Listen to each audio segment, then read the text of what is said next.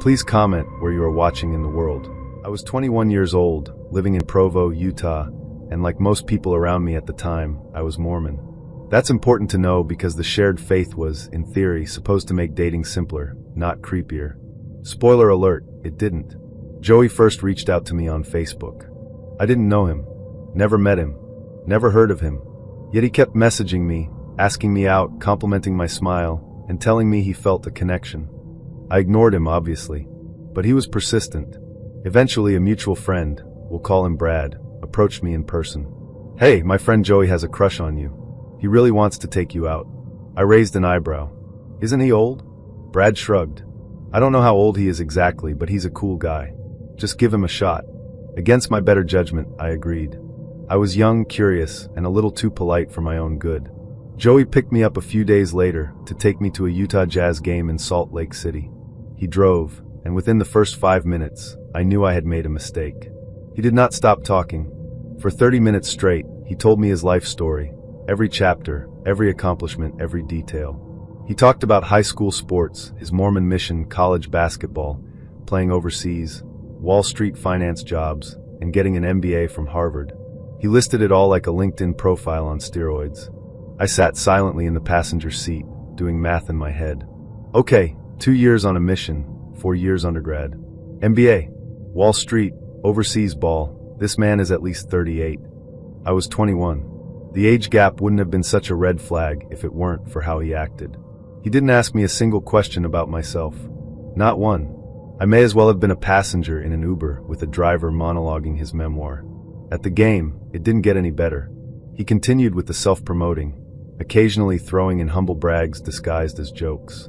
You know, when you've played pro ball and worked on Wall Street, dating apps just don't cut it anymore. Cool story, Joey. By the time he dropped me off, I was exhausted. I told Brad, no, not for me. Also, he's way older than I thought. Why would you set me up with someone who could be my dad? Brad, clueless as ever, said, I don't think he's that old. But I did some digging. Turned out Joey was 39, 18 years older than me. Legally old enough to have fathered me as an adult. Oh, and there's more. A few days later, a friend of mine, also Mormon, also a BYU student, came home from the library with a story. She said, "This guy hit on me at the library today. He told me he was 28. Kept asking me out even after I said I had a boyfriend. His name? Joey. So not only was he old enough to be our dad, he was also lying to freshmen about being 28 and trying to pick them up on campus. Add that to the pile of ick. I had completely written him off until I received the message. The infamous Facebook message. He had my number. He could have texted. But no, he wanted this to be formal, permanent, a record. I still have it saved. It read, Bree, I think you should rethink the idea that I'm too old to spend a couple eternities with. When our kids are first-round draft picks and we're living out our wildest dreams, would it be so bad to be in love with a two-sport college athlete who played pro basketball, went to Harvard, is still a virgin, and has a rock-solid testimony of the church and will love you forever? A little bold to be sure, but worth another shot, for dinner and a movie maybe? I stared at my screen in disbelief. The language, the ego, the sheer gall. Couple eternities? Still a virgin? Rock-solid testimony? It felt like a pitch from a celestial used car salesman. This previously owned 39-year-old virgin comes with Ivy League credentials, athletic achievements, and eternal love. Act now. I spent 3 days trying to figure out how to respond. I wanted to be kind, but I also wanted to make it clear that I was not interested in being spiritually love-bombed by a man nearly twice my age. Here's what I finally sent back. Joey, there's no question you've done a lot of great things in your life, and you seem like a nice guy. Your age aside, because you are too old to date a 21-year-old, I still wouldn't go out with you again. I'm sorry if this sounds blunt, but your message felt like a sales pitch. When you list your accomplishments like that, it doesn't make me want to date you, it does the opposite. It feels like you're trying to sell yourself instead of connect. I wish you well, but I'm not interested. He responded within 10 minutes. Thanks, Bree. It was meant to be a little tongue-in-cheek. I actually do shy away from talking about those things in normal conversation. I already knew all of that because you told me on our date, but when girls around here are so often deceived by a jacked-up truck and a Vivint watch, one is sometimes forced to play the hand one is dealt. I'm not ashamed of who I am, and you're in the minority of 21-year-olds I've asked out. But I understand if you think differently. When you marry that 25-year-old who has no idea who he is, good luck. Have a great weekend. Babe. Just kidding on the babe part. Winking face. First of all, Vivint makes watches? Second, you're in the minority of 21-year-olds I've asked out. That's supposed to make me feel better? It was condescending, patronizing, and just sad. And yet, to this day, every time I show up on a dating app, Joey likes me. Still. Even now that I'm 35 and he's well into his 50s, he likes me. And he's still lying about his age. His profile says he's 37, which, for the record, is still younger than I am. The kicker? I get stories from other women all the time, DMs, whispers over brunch, mutual friends, about how Joey is still out here, hitting on 19-year-olds, spinning the same, I'm a Harvard-educated pro athlete who's never sinned fantasy. And somehow, he still ends up with red eye in every photo. I'm not kidding. The man has pitch-black eyes in every single picture. I've joked for years that he has Satan in his eyes, and honestly, I stand by that. Joey isn't just a red flag. He's a full parade. I don't know if he's still a virgin. I don't care. But I do know this. No amount of Harvard degrees, basketball trophies, or spiritual flexes can make up for a man who doesn't know how to talk to women like human beings. And if you ever get a message asking you to spend a couple eternities with someone who opens with his resume, run.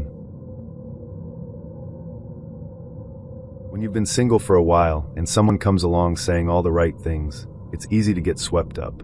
That's exactly how it started with Steven. He lived in Florida, and I was in Atlanta, so I didn't expect anything serious. But almost immediately, he asked to call me. That night, we talked for over an hour. His voice was smooth, charming, and confident. He talked about how much he loved Atlanta, how he'd been wanting to visit, how he was planning to come up soon. It felt like we were clicking. Fast. Too fast. The very next day, he sent me a screenshot of an Airbnb he'd allegedly booked for a weekend in Atlanta. This is where I'm staying next Friday. Can't wait to meet you in person. Now, I've seen enough TikToks and watched enough true crime to know that love bombing is real. And this was textbook. But I also didn't want to be the girl who shut someone down just because they were enthusiastic. Maybe he was just excited. Maybe he really was feeling a connection. Still, my inner alarm was going off. So I did what any cautious millennial woman would do. I turned to the Facebook group Are We Dating the Same Guy?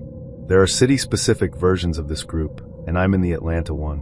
But since Steven lived in Florida, I didn't have access to the Fort Lauderdale chapter. I posted in the Atlanta group asking if anyone could help me post in the Florida version.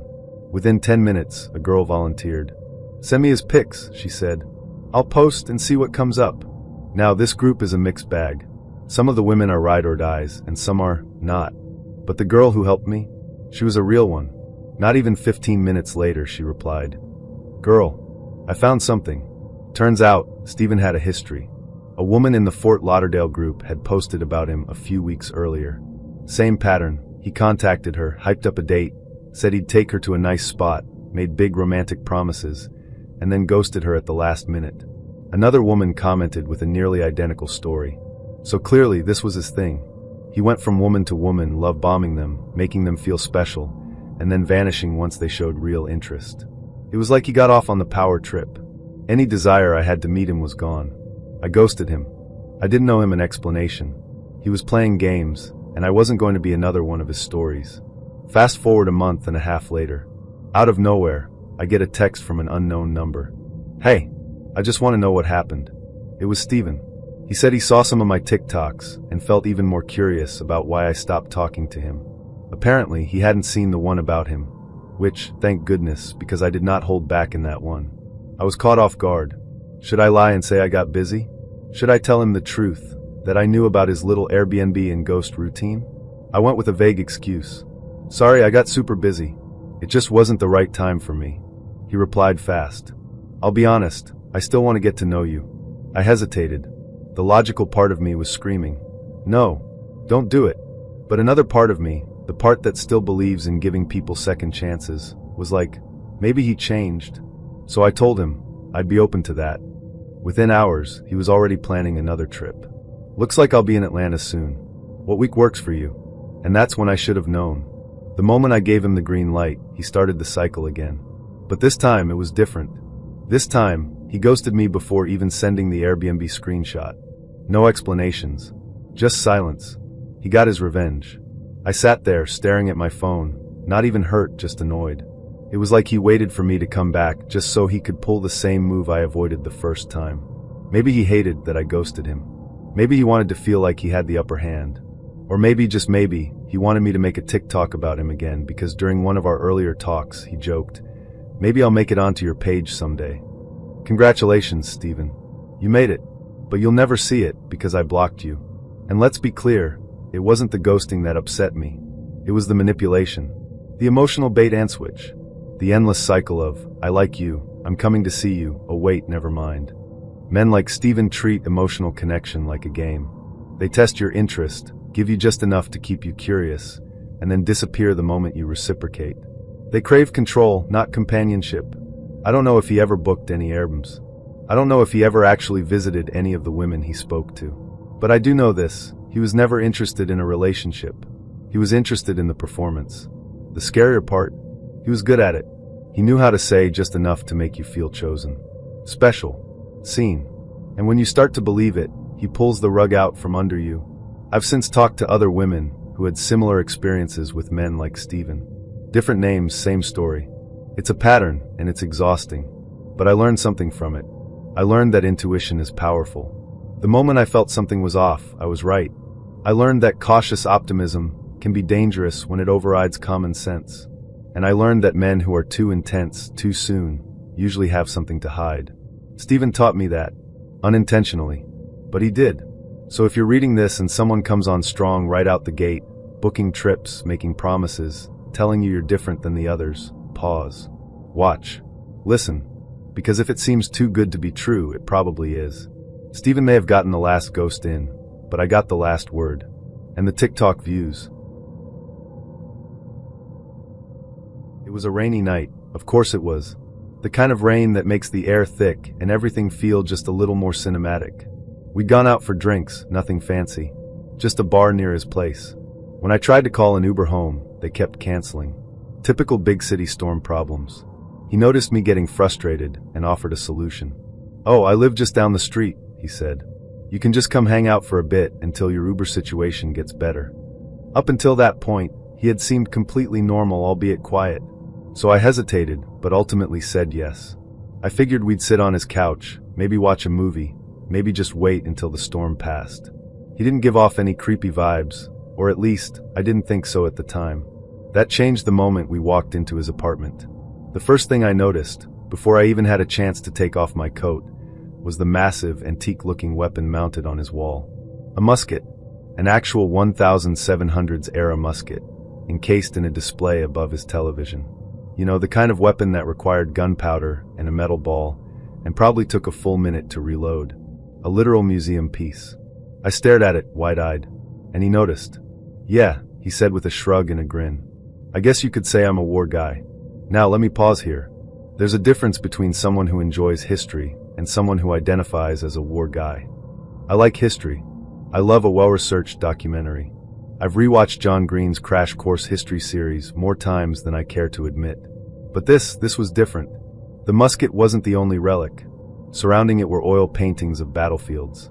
Not stylized or abstract, either. These were vivid, detailed depictions of war. Explosions, men on horseback, bayonets. The kind of paintings you'd see in the entryway of a Civil War reenactor's home. Or maybe a haunted battlefield museum. Still, I tried to play it cool. Maybe he's just really into military history, I told myself. Maybe he's a collector. Eccentric, but harmless. Then I saw the coffee table. On it was a neat stack of books. I glanced over, curious. Maybe they were history books, biographies, maybe something about ancient civilizations. Nope.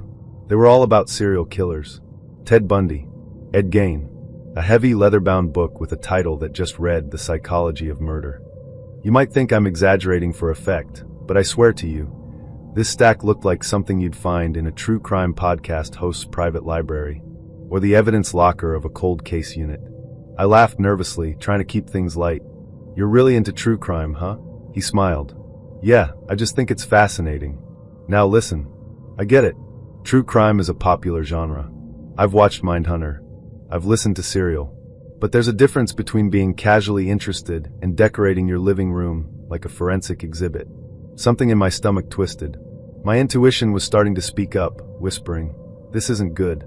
You need to leave." But I tried to ignore it. I didn't want to be rude. I didn't want to overreact. I didn't want to be that girl who assumes the worst just because a guy's into weird stuff. Then his phone rang. He looked down at the screen, his entire demeanor shifting. "Ugh," he muttered.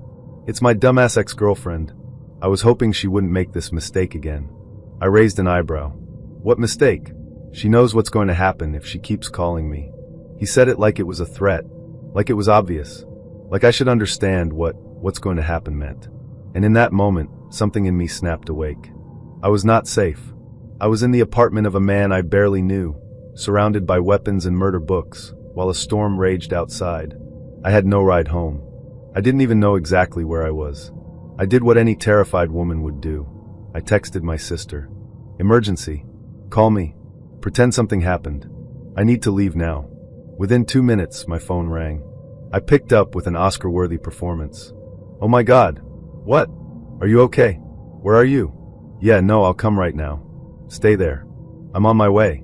I turned to him. "I'm so sorry. My sister's dog got out and she's freaking out. I have to go help her." He narrowed his eyes. "Are you sure you have to go now?" "Yes," I said, grabbing my bag. "She's in a panic." His expression changed again. His face hardened, his eyes went cold. "Well," he said, voice low and flat, "I can't let you leave this soon now, can I?" I froze. My heart dropped. I thought, this is it. I'm going to die in this apartment. I'm going to be a true crime podcast episode. But before I could react, he smiled. "Kidding."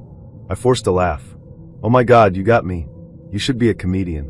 He didn't laugh. I said something about my sister already being outside, opened the door, and left as quickly as I could. But it wasn't over. As I waited for the elevator, I remembered what he said. "I hope the elevator's working so you can make it out." What the hell did that mean? Was someone waiting for me? I bolted for the stairs. I'm not athletic, but I flew down those flights like I was being chased.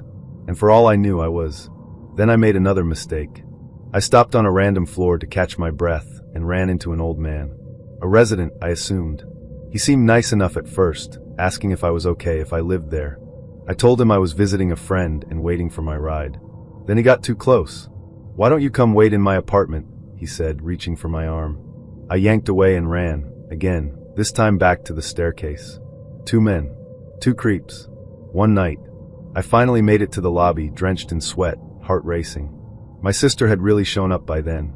I jumped into her car and screamed, "Drive. Just go. I'll explain later." And I did. I told her everything. The musket. The murder books. The ex-girlfriend. The threat. The other creepy guy. To this day, I don't remember his last name. I deleted the app. Blocked the number. But the memory lingers. So here's my advice. If you ever walk into someone's apartment and see a weapon on the wall, leave. If they own more books about serial killers than actual furniture, leave. If they make vague threats about exes and then say, "Just kidding," leave. And if your intuition tells you to run, don't wait. Run. If you've ever made the mistake of romanticizing a dating app match based on looks alone, this story is for you. And if you've ever ignored red flags loud enough to shatter glass, well, same hat. This is the story of how I met a man who looked like Leonardo DiCaprio's character in Tell Me Lies, thought I was getting a fairy tale romance, and instead found myself in a psychological horror film with a deeply unsettling twist. Let's call him Tony. That's not his real name, but it fits the role he played in my life. A charming, seemingly perfect man who unraveled faster than a cheap sweater in a washing machine. We met on Hinge, the dating app known for its designed-to-be-deleted motto. I was newly divorced, vulnerable, and admittedly not making the best decisions. My judgment was still foggy from the emotional aftermath of my marriage ending, and I was craving connection, validation, anything that made me feel wanted. Tony was gorgeous. He had that golden boy look, tousled hair, striking cheekbones, a smile that could melt steel. The first time I saw his picture, I audibly gasped. He looked like he'd walked off a television set and into my inbox. And when he messaged me, he wasn't just attractive, he was attentive, articulate, and warm. We talked for a couple of weeks before making plans to meet in person. The first red flag? He offered to drive 2 hours just to take me on our first date. Now, some might find that romantic, but something about it felt intense. Still, I told myself, maybe this is what effort looks like. So I agreed. In a moment of impulsivity and loneliness, I even invited him to spend the night after the date. Something I'd never normally do, but at the time, I wasn't thinking clearly. I was still in the emotional rubble of my past life. The night of the date, I opened the door and there he was, flowers in hand, bounding up the stairs like a man in love. He hugged me tightly and said, "I'm so excited to finally see you." It felt genuine. I thought, maybe this is the start of something amazing. Dinner was at a beautiful restaurant. He drove a luxury car, wore a well-fitted shirt, and ordered confidently off the menu. He asked questions, real questions. He wanted to know about my passions, including my obsession with neuroplasticity. Most men don't want to talk about brain rewiring, but he leaned in, fascinated. He told me he'd just left the military, was pursuing a master's degree, and wanted to eventually work in a field that helped people. He seemed grounded, ambitious, and kind. He even talked about growing up on a farm, being homeschooled with his siblings. There was something almost innocent about it. After the date, we went back to my place. He stayed the night, respectfully, and we made plans for our second date before he even left the next morning. He texted me on the drive home, saying how much he enjoyed our time together. But here's the thing, I couldn't shake this gnawing feeling in my stomach. My intuition, which I've learned over the years to trust, was screaming at me. I couldn't quite put my finger on it. He hadn't done anything wrong. In fact, he had done everything right. But something in me was on alert. Despite the internal alarms, I agreed to the second date. This time I would drive to his town, near Eastern Carolina University. He had planned a fun, casual night, mini golf, a quirky hot dog joint, and a nightcap at his place. Again, it all seemed sweet, thoughtful. When I arrived, I tried to shake the unease. We had fun playing mini golf. He made me laugh. He touched my arm in that, "I'm into you" kind of way. But then, at dinner, he said something that made my skin crawl. "You know," he said casually, "you look just like my cousin." I laughed awkwardly, waiting for the punchline. "No, seriously," he continued, pulling out his phone. "She's hot though." He showed me a picture. Reader, I looked exactly like her. That was the moment a door in my brain opened, and a very loud voice screamed, "Run." But I didn't. I froze. I told myself it was just a weird comment. People make weird comments. Maybe he was just bad at small talk. We went back to his place, or rather, a hotel, since he had a roommate. He had brought items. Bedroom items. Not the fun kind. The kind that made me wonder who he thought I was. When he tried to initiate things, I shut it down.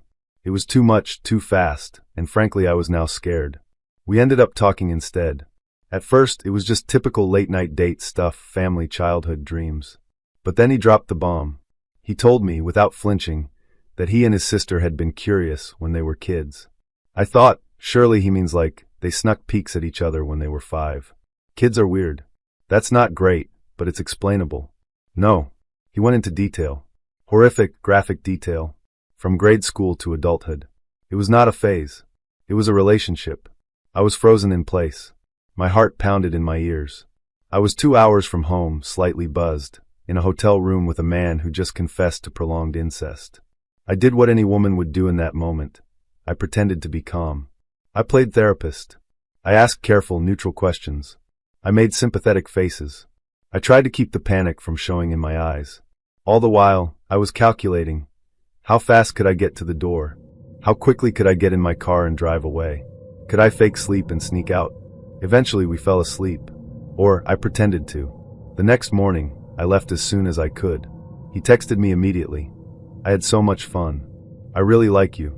I responded politely, telling him I didn't think we were compatible, citing spiritual differences. I said I needed someone who had a strong relationship with God. He replied with a vague, "Yeah, I get that. I need someone who's into the same things I am." Sir, most people are not into what you're into. This story didn't start out badly. In fact, it started like the kind of date that makes you text your friends mid-bathroom break like, "Girl, he's fine. He opens doors. He listens. I think I like him." We set up a date for a Friday night. Dinner and drinks. Simple. I didn't expect anything more than good conversation and the possibility of a second date. But he showed up and wow. Tall. Clean cut. Beautiful skin. Smelled like heaven and confidence. I was already texting the group chat like, "Update, if I go missing, check his apartment first." We sat down at this little wine bar he picked. Dim lights, jazz playing softly in the background, candles on the table. He asked me what I liked before ordering a bottle. He poured my glass first. He listened without interrupting. He laughed at my jokes. He told me about his job, his family, how he just moved into a new place, and was trying to figure out how to hang art without making a million holes in the wall. It was easy, effortless. I felt relaxed, seen, wanted. Dinner turned into drinks. Drinks turned into him walking me to my car. And when he asked if I wanted to come back to his place, no pressure, just to hang out a bit longer, I paused for a second. And then I said yes. Because I liked him. I felt safe. I felt curious. And honestly, I hadn't had that in a long time. His apartment was exactly what I expected. Clean, minimal, cozy. He had plants, art on the walls, a vinyl player in the corner. He offered me water, took my coat, and put on music that wasn't trying too hard, like he actually liked it, not like he curated a playlist called Netflix and Chill Vibes Volume 4. We sat on the couch, talked more. He scooted closer. We kissed. Slowly. Softly. And it was good. Like play with your hair good. Like forehead touching good. The kind of kissing that makes you forget where you are. His hands moved to my waist. Mine to his neck. He whispered something in my ear that made me laugh, and then pause.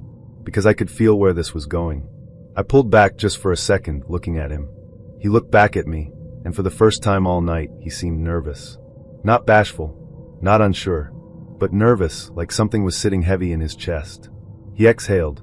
"I need to tell you something before this goes any further." My heart did that thing where it skips, then slams hard. I wasn't sure what was coming, an ex, a weird kink, a by the way, I don't believe in monogamy. What he said next spun the room sideways. "I'm HIV positive." I just blinked. He said it quietly, clearly, like he'd practiced it before, like he'd said it to other women, and maybe not all of them had stayed.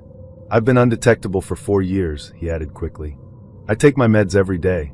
I haven't missed a dose. I'm healthy. I've been open with every partner.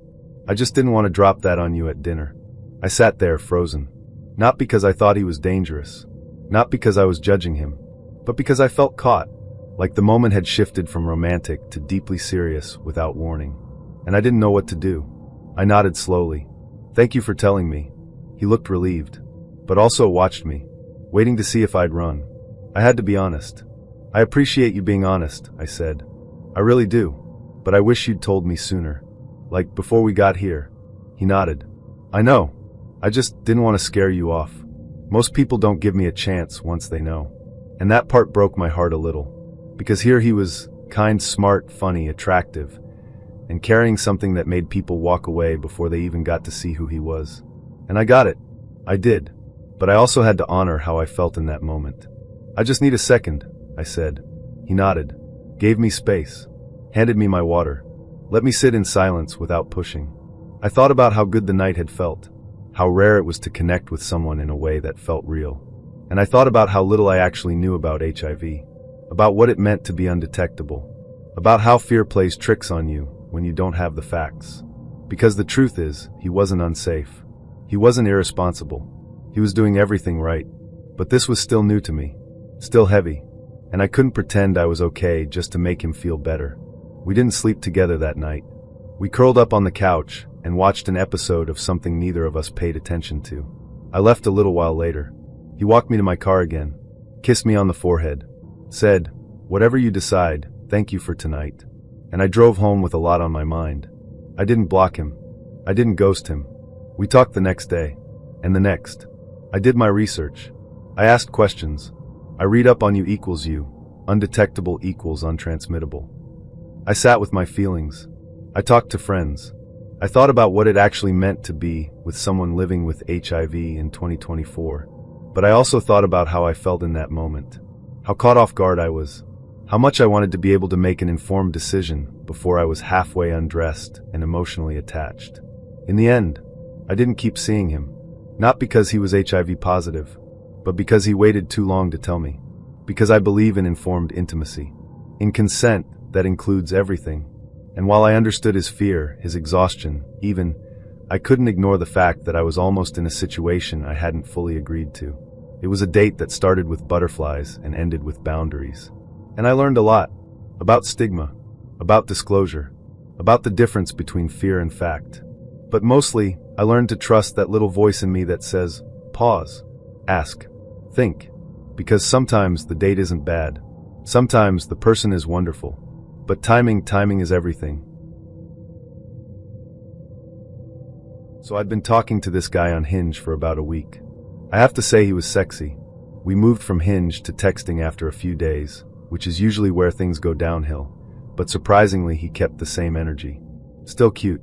Still funny. Still acting like he was interested. So when he asked to meet up for dinner, I was like, alright, bet. Let's do it. He chose the place. I'd never been there before, but I looked it up and it was cute. Mid-tier trendy. Like, not fast food, but also not fancy enough to make you question if you can afford dessert. So I was like, perfect. I'll throw on a cute little outfit, something flirty but casual. You know, the kind of outfit that says, I'm fun, but I didn't dress for you, I dressed for the aesthetic. Anyway, he picked 7:30.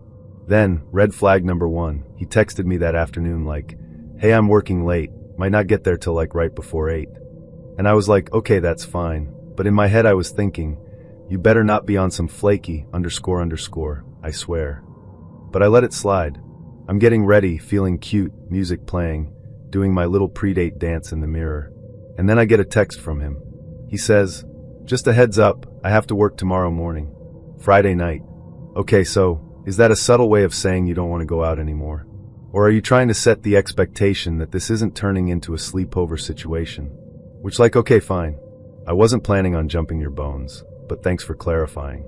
So I reply like, totally fine. Still good for tonight? And he says, yes, of course. Word for word. Yes, of course. So I'm like, okay, cool. We're still on. Now, the parking situation at this restaurant is apparently kind of trash. He tells me to park across the street at the McDonald's. Weird, but okay. I confirm with him like, hey, are you parking there too? And he says, yeah. I get there like 7:55. I text him, hey, I'm here, let me know when you are and I'll walk across. His reply, I'm here if you like walk across. If I like walk across? What does that even mean? Like, was that sarcasm? Passive aggressive? Are you here or not? I'm literally sitting in the car like, sir, I have heels on. I'm not about to play Marco Polo across this parking lot. But whatever. I gather myself, grab my purse, and walk across. I get to the entrance. I text him, okay, I'm at the front. Nothing. 10 minutes go by. 10 whole minutes. I'm standing there, people walking in and out, and I'm just posted up like a decorative plant. I text again. Hey, am I at the wrong spot? No response. iMessage doesn't even deliver. That little blue bubble goes green. I'm like, oh, no you didn't. I check Hinge. Gone. Unmatched. Poof. Like I was never there. At this point, I'm standing on the sidewalk, dressed like a Pinterest board, and realizing I've been stood up. Not just ghosted. Not just flaked on. But full on, publicly humiliated, standing alone at the date location ghosted. I call my friend immediately. Like, I don't even blink. I just hit FaceTime and say, I know you're not gonna believe this, __. She answers and I tell her everything. She's like, no way. Are you sure? And I'm like, yes girl, I'm at the entrance. I'm literally at the door, and this man just straight up vanished. And then because I'm petty and my friend is ride or die, she calls him from her number. And guess what? It goes through. Her messages deliver. He didn't block her. Just me. She starts texting him like, why would you stand up my friend? She got dressed. She shaved.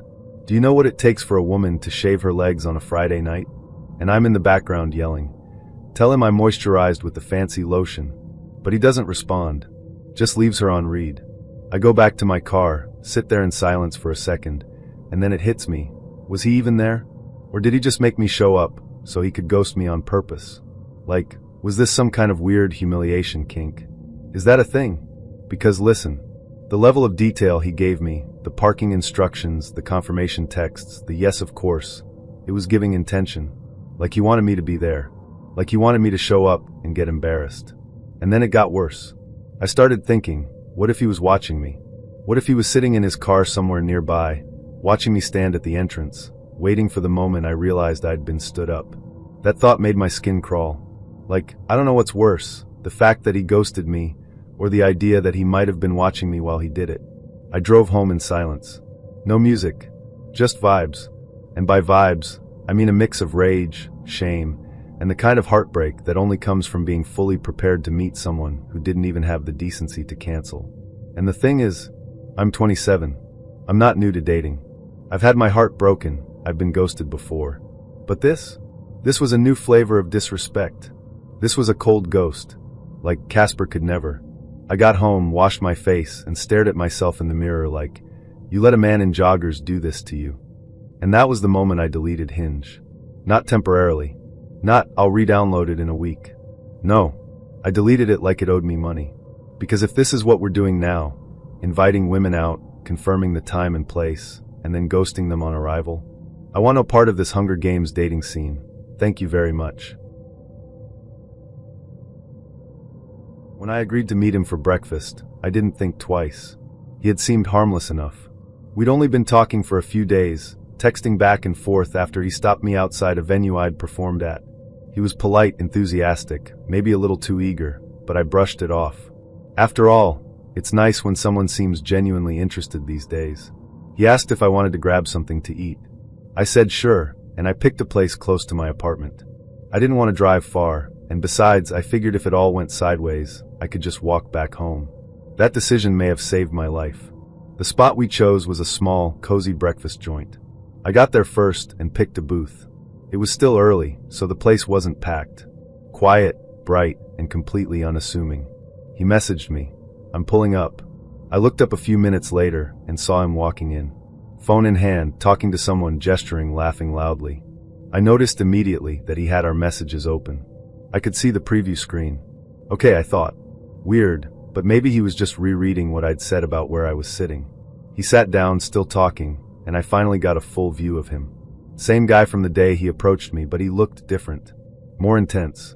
Something about the way he scanned the room, like he was checking for exits, made me uneasy. He finally put his phone down on the table. That's when I noticed the profile photo on his screen. It was me, but not a picture I recognized. Not one I'd posted on Instagram. It looked like a freeze frame from one of my YouTube videos. I blinked, leaned in slightly, and tried not to show that I was freaking out internally. Is that your wallpaper? I asked, trying to keep my tone light. He laughed. Yeah, you looked cute in that video. I smiled politely, but inside my stomach dropped. I had never sent him my YouTube. I hadn't even mentioned it. Still, I didn't run. I didn't cause a scene. I just noted it. Mental tally, red flag number 1. After we finished eating, he suggested we go back to his place to hang out. Nothing serious, just chill. I hesitated, but again, I ignored the discomfort. I don't know why. Maybe I didn't want to seem dramatic. Maybe I was still trying to give him the benefit of the doubt. His apartment wasn't far. We walked there. The moment I stepped inside, everything felt wrong. It wasn't anything obvious at first. Just off. The lighting was dim for that time of day. The windows were closed. There were no personal touches, no photos, no clutter, no warmth. It felt like a showroom, like a place that was lived in, but not lived with. Then I saw the cameras. Not one, not two, multiple, mounted in corners, perched on shelves. But not normal security cameras. These were indoor Ring doorbell cameras, the kind you usually put outside your front door. He had them placed in almost every room. I asked about them casually. You record inside too? He shrugged. You can never be too careful. Red flag number 2. I asked if I could see the rest of the place. Playful tone, but I meant it. I wanted to see where I was. What doors were locked. What windows were shut. Where my exits were. He said sure. Go ahead, look around. So I did. His bedroom was sterile. White walls, black bedding, a TV mounted on the wall. Nothing personal. But what caught my eye were the awards hanging up, plaques, frames, certificates, and all of them had a name that wasn't the one he gave me. I stared for a few seconds, then turned around. That your real name? I asked, half joking. He smiled. Yeah, I go by both. I knew he was lying. Red flag number 3. He sat down on the couch and started scrolling through photos, showing me pictures of himself with long hair, back when he had locks. Thinking of growing them out again, he said. Then he passed me his phone. Here, look. I took it, and something inside me said, swipe. Go through the albums. Now. So I did, and that's when I saw them. Screenshots of my Instagram. My Facebook. My YouTube. Images I'd never sent him. Captions circled. Comments highlighted. My profile pages saved as screenshots. Photos of me that I hadn't even posted recently. He'd found them, saved them, cataloged them. I kept scrolling, and then I saw the folders, each one labeled with a different name. All male names. Dozens of them. Inside, pictures of young men. Surveillance footage. Some of them in compromising situations. Some of them clearly unaware they were being recorded. Shirtless. Some fully naked. All of it filmed from the same kind of Ring cameras I'd seen around the apartment. My fingers froze. I looked up at him. He was watching me. "What are you looking at?" he asked. I didn't answer. I just turned the screen toward him, showing him one of the videos. He blinked. "Oh, that's one of the boys I mentor." I stared at him. "That's a crazy way to mentor someone." He laughed, but it didn't reach his eyes. Suddenly his tone changed. "You don't trust me?" I stood up. "I don't know you." I walked around the apartment, collecting my things. I needed to go. Now. He tried to play it off. "You're being dramatic." I didn't respond. I was already planning my exit. He disappeared into his room for a second, saying he needed to grab something. I waited, then realized he hadn't gone into the bathroom like he said. He was in his bedroom, with his phone. I peeked around the corner. He was logging into WhatsApp. I don't know who he was contacting. I didn't wait to find out. I grabbed my bag and walked calmly to the door. I didn't run. I didn't scream. I just opened it and stepped outside. And then I ran. Down the hall. Down the stairs. Out the building. I didn't look back. I didn't tell anyone where I was going that morning. No one knew I was with him. I hadn't shared my location. I hadn't sent a just-in-case text. If something had happened to me, no one would have known where to start. I got lucky. That's not an exaggeration. That's not a dramatic spin. That's the truth. I got out of that apartment before something could happen. But I don't know how many others didn't. I don't know how many names were in those folders. I don't know how many boys, young men, he lured in with flattery and fake sweetness and a camera hiding in the corner. I met this guy online, of course. Where else? He was charming in messages, responsive, and seemed genuinely interested in getting to know me. And I'm not going to lie, he was attractive. Not just in a he's cute kind of way, but in a I might actually get butterflies if this works out kind of way. I hadn't felt that excited about someone in a long time. So when he asked me out, I said yes without hesitation. He picked a trendy restaurant in the city, one of those slightly upscale places where the menu is all in lowercase and nothing has prices listed. You know the type. I'd never been there before, but I'd heard good things. I got dressed up, did my hair, beat my face like I was going to prom, and walked in feeling hopeful. When he arrived, everything seemed fine at first. We hugged hello, sat down, and started chatting. But almost immediately, I noticed something was off. He was talking a little too fast, laughing a little too loud. At first, I chalked it up to nerves. I mean, who hasn't had a quick drink to loosen up before a date? But then the drinks menu came, and that's when things got weird. He opened it up, scanned it for 2 seconds, and then said loudly, "Oh my God, they have a drink called Paper Planes." Like the MIA song. I laughed politely. Yeah, like the song. But before I could even glance at the cocktail list, he started singing. Not humming. Not quietly mouthing the lyrics. Full volume singing. In the middle of this nice, dimly lit restaurant. If you catch me at the border, I got visas in my name. I froze. I looked around. People were staring. The bartender stopped mid-pour. A couple at a nearby table turned all the way around. And he just kept going. Like he was auditioning for a musical version of Top Chef. I leaned in and whispered, "Hey, maybe save the karaoke for, like, karaoke?" He finally stopped, laughed like it was no big deal, and said, "I just love that song." Cool. Great. Love that for you. Can we not get kicked out before the appetizers? I tried to shrug it off. We moved on. He asked if I had any pets, which I thought was a sweet question. I told him about my cat, my baby. I'm a full-on cat mom. I showed him a picture and started telling him about how she curls up on my pillow like she owns the place. That's when he made a face. Not a subtle one. A full-on grimace. "You have a cat?" he said, like I'd just confessed to having a raccoon in my kitchen. I nodded, a little confused. "Yeah, she's adorable." "Cats are disgusting," he said. Just flat out. "They lick themselves and then get in the litter box. It's gross. And the smell. I can't stand it. I don't know how people live with that." I blinked. Well, I mean, I keep her clean. And the litter box is. No offense, he interrupted, but cats just carry diseases. I saw this documentary about it. I'd never date someone who let a cat sleep in their bed. Okay. I took a sip of water. Deep breaths. Maybe he just has a strong opinion. Maybe he got scratched as a kid. Whatever. I wasn't going to let it ruin the night. But it was already ruined. I just didn't know it yet. We moved on from the cat slander, and eventually the server came back to ask if we were ready to order. I started to speak, but he cut me off. I got it, he said to the server, like he was making some grand romantic gesture. I figured maybe he'd ask me what I wanted. Nope. He just started ordering. Like passionately ordering. We'll start with the seafood tower, then the Wagyu steak rare. Add the bone marrow toast. And a bottle of the Napa Cab. Sir? I sat there stunned. He ordered like he was feeding a football team. And not once did he ask me what I liked. Not once did he even glance at me to see if I was okay with it. Just boom, boom, boom. Rattled off a gourmet feast like he was Gordon Ramsay. Now's probably a good time to mention, I don't eat shellfish. I don't eat oysters. Or crab. Or lobster. Basically, the entire seafood tower was a no-go for me. The steak? I like mine medium well. Bone marrow toast? Miss me with that.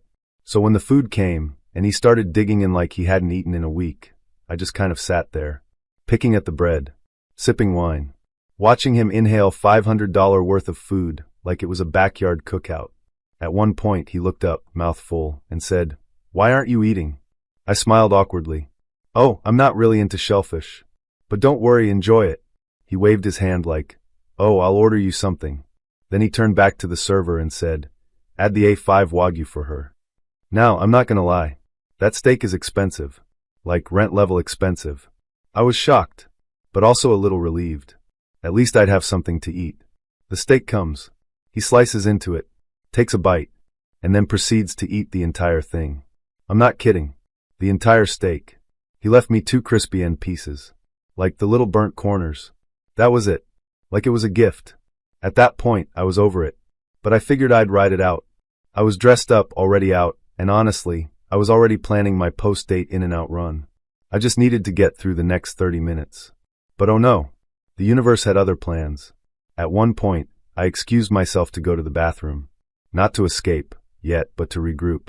Maybe text a friend. Maybe order an Uber. As I'm walking down the hall, this guy, super cute, very polite, passes me and says, "Hey, I'm sorry to be forward, but you look like you're on a date you don't want to be on. You okay?" I laughed, kind of stunned. "Yeah, kind of."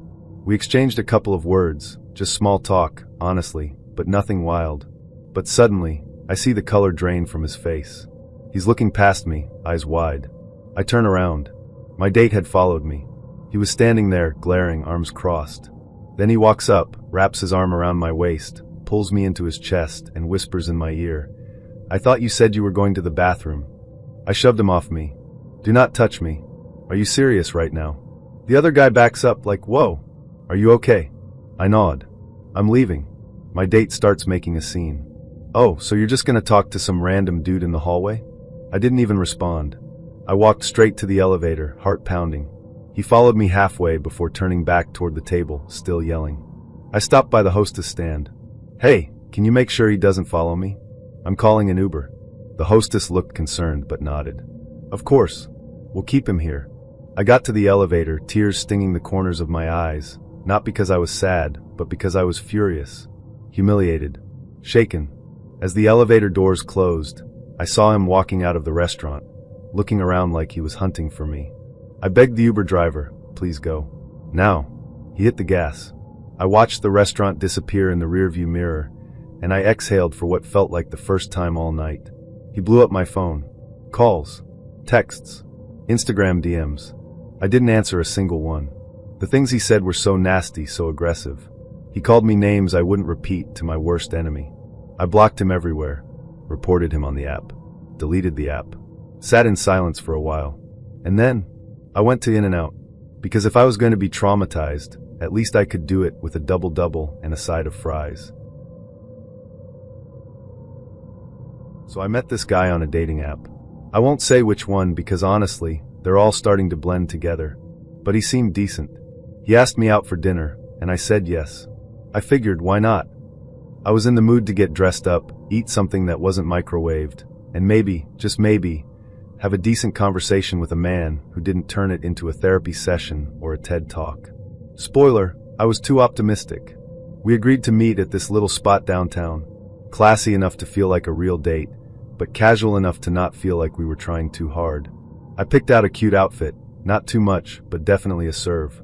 Did my makeup, spritzed on perfume, and gave myself a pep talk in the mirror like, "You never know, girl. This might be the one."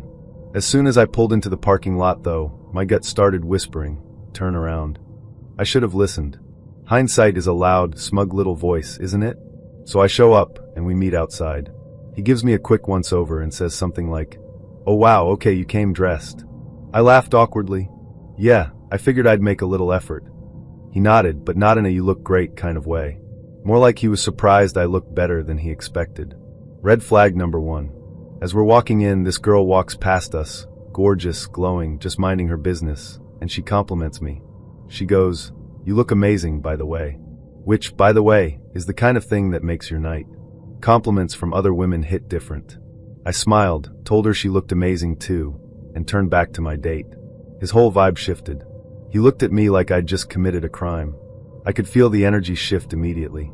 His jaw was tight, he suddenly got quiet, and he gave me this look like, "Bad, __, where? With you." Red flag number 2.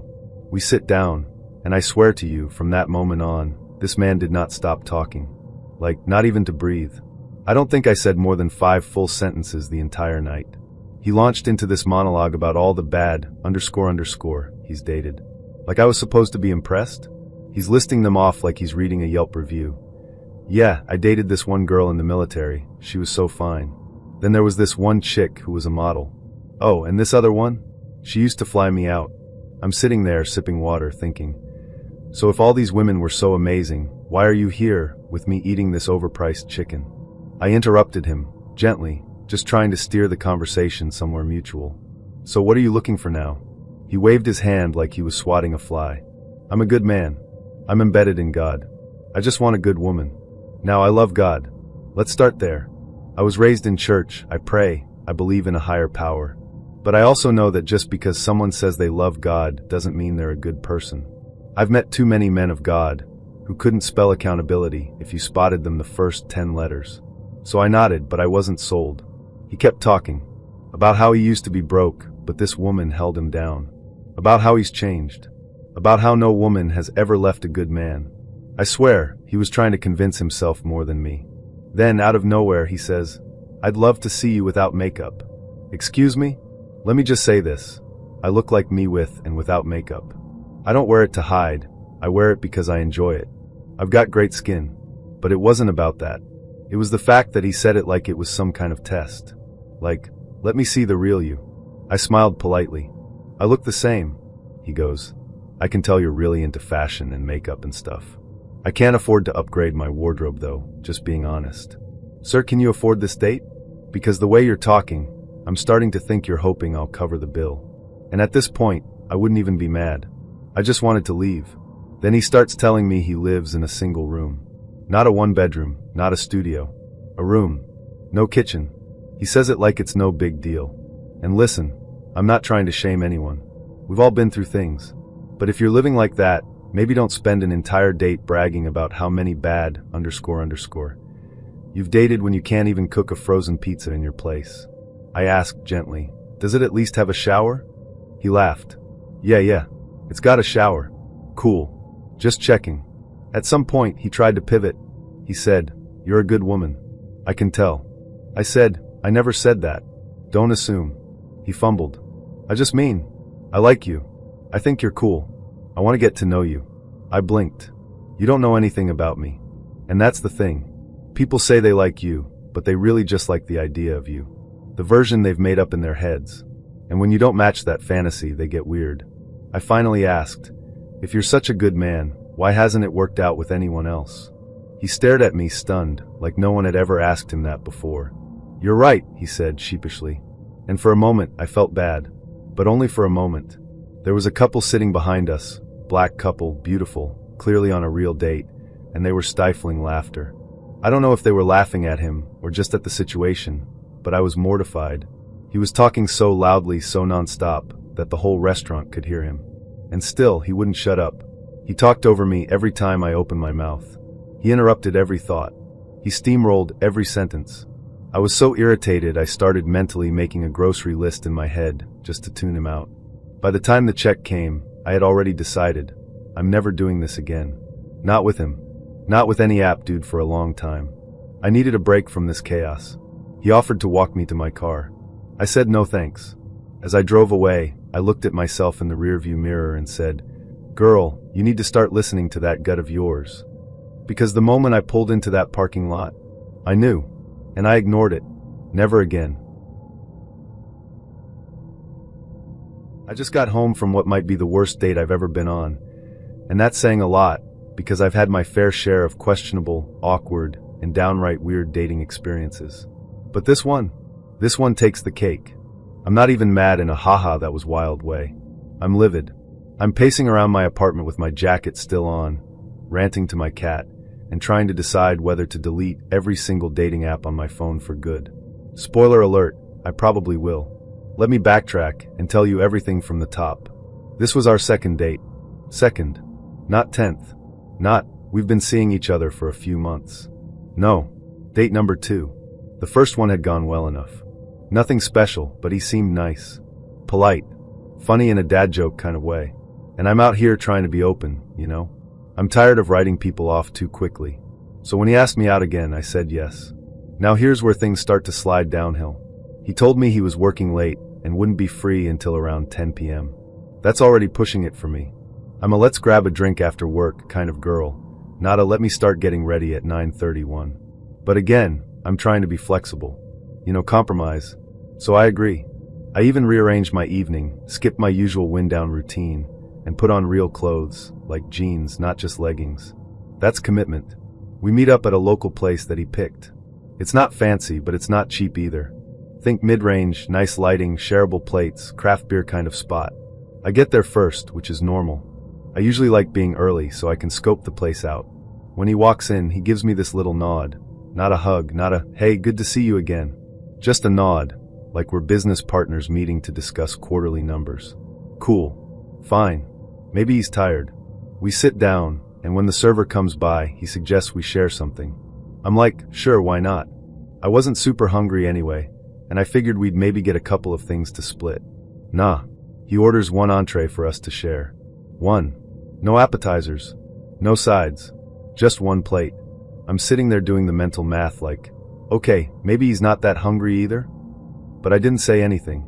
I just went with it. The meal comes and we eat. It's good. Nothing mind-blowing, but decent. The check comes and it's $41. He pays. No big deal. I thank him. I even say, thank you for dinner, because that's what polite people do.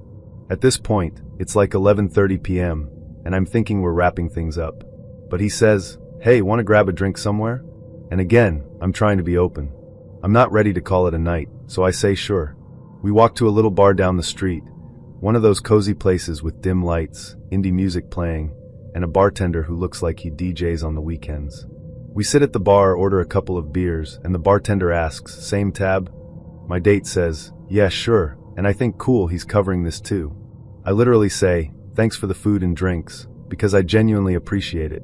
I'm not the kind of girl who expects a free ride, but it's a nice gesture, and I acknowledged it. Now here's where the night takes a hard left. We walk outside, and I'm expecting, I don't know, maybe a hug? A kiss on the cheek. Something. Instead, he looks at me and says, do you want to come back to my place? It's 1:30 in the morning at this point. And listen, I'm not judging anyone who's into that. If that's your vibe and you're into the whole casual hookup thing, do your thing. But that's not me. At least, not on a second date with someone I barely know. So I say, no, it's getting late. I think I'm going to head home tonight. He pauses, takes off his glasses, looks me dead in the eye and says, okay. Then he turns around and walks away. No good night. No drive safe. Just okay. And then boom, gone. Like a mic drop, but rude. I'm standing there like, wait, what just happened? So I walk to my car, kind of stunned, thinking, okay, I guess that's it. He probably just wanted sex, and now that it's not happening, he's done. Whatever. Not the first time I've encountered that. But then he calls me. I'm literally halfway home, and my phone starts ringing. I answer, thinking maybe he's apologizing for being abrupt or something. Nope. He says, "So what was the point of me paying for your meal and drinks then?" I blink. I literally have to pull over because I am so stunned I can't even focus on the road. I say, "Excuse me?" He repeats himself. "What was the point of me paying for all that if you're not going to come home with me?" I take a deep breath. If you couldn't afford the $41 and the $21 at the bar, I could have paid for my half, I say. That's not a big deal. He gets snippy. "Obviously I can afford it, Hannah." I'm like, "Okay, then what's the issue?" He says, "I just don't see the point of me doing all that if I'm not getting anything out of it." And that's when I lost it. I said, "I didn't realize this was a transactional arrangement. I didn't realize I had to have sex with you because you paid for a meal. That's not how this works." He's quiet for a second and then says, "That's not what I'm saying." I'm like, "That is exactly what you're saying. If you want a guarantee, hire a prostitute. Don't take someone on a date and then act entitled to their body." And then get this, he hangs up on me. Not only that, but in the span of the next 5 minutes, he blocks me on Bumble, blocks my number, and blocks me on Instagram. Like what? I sat there in my car, staring at my phone, trying to process what had just happened. I felt gross, dehumanized, like I was some sort of vending machine where you put in $62 and expect sex to pop out. And what's worse is that this isn't even an uncommon experience. I talked to a few of my friends afterwards, and every single one had a story like this. A guy who thought paying for dinner entitled him to sex.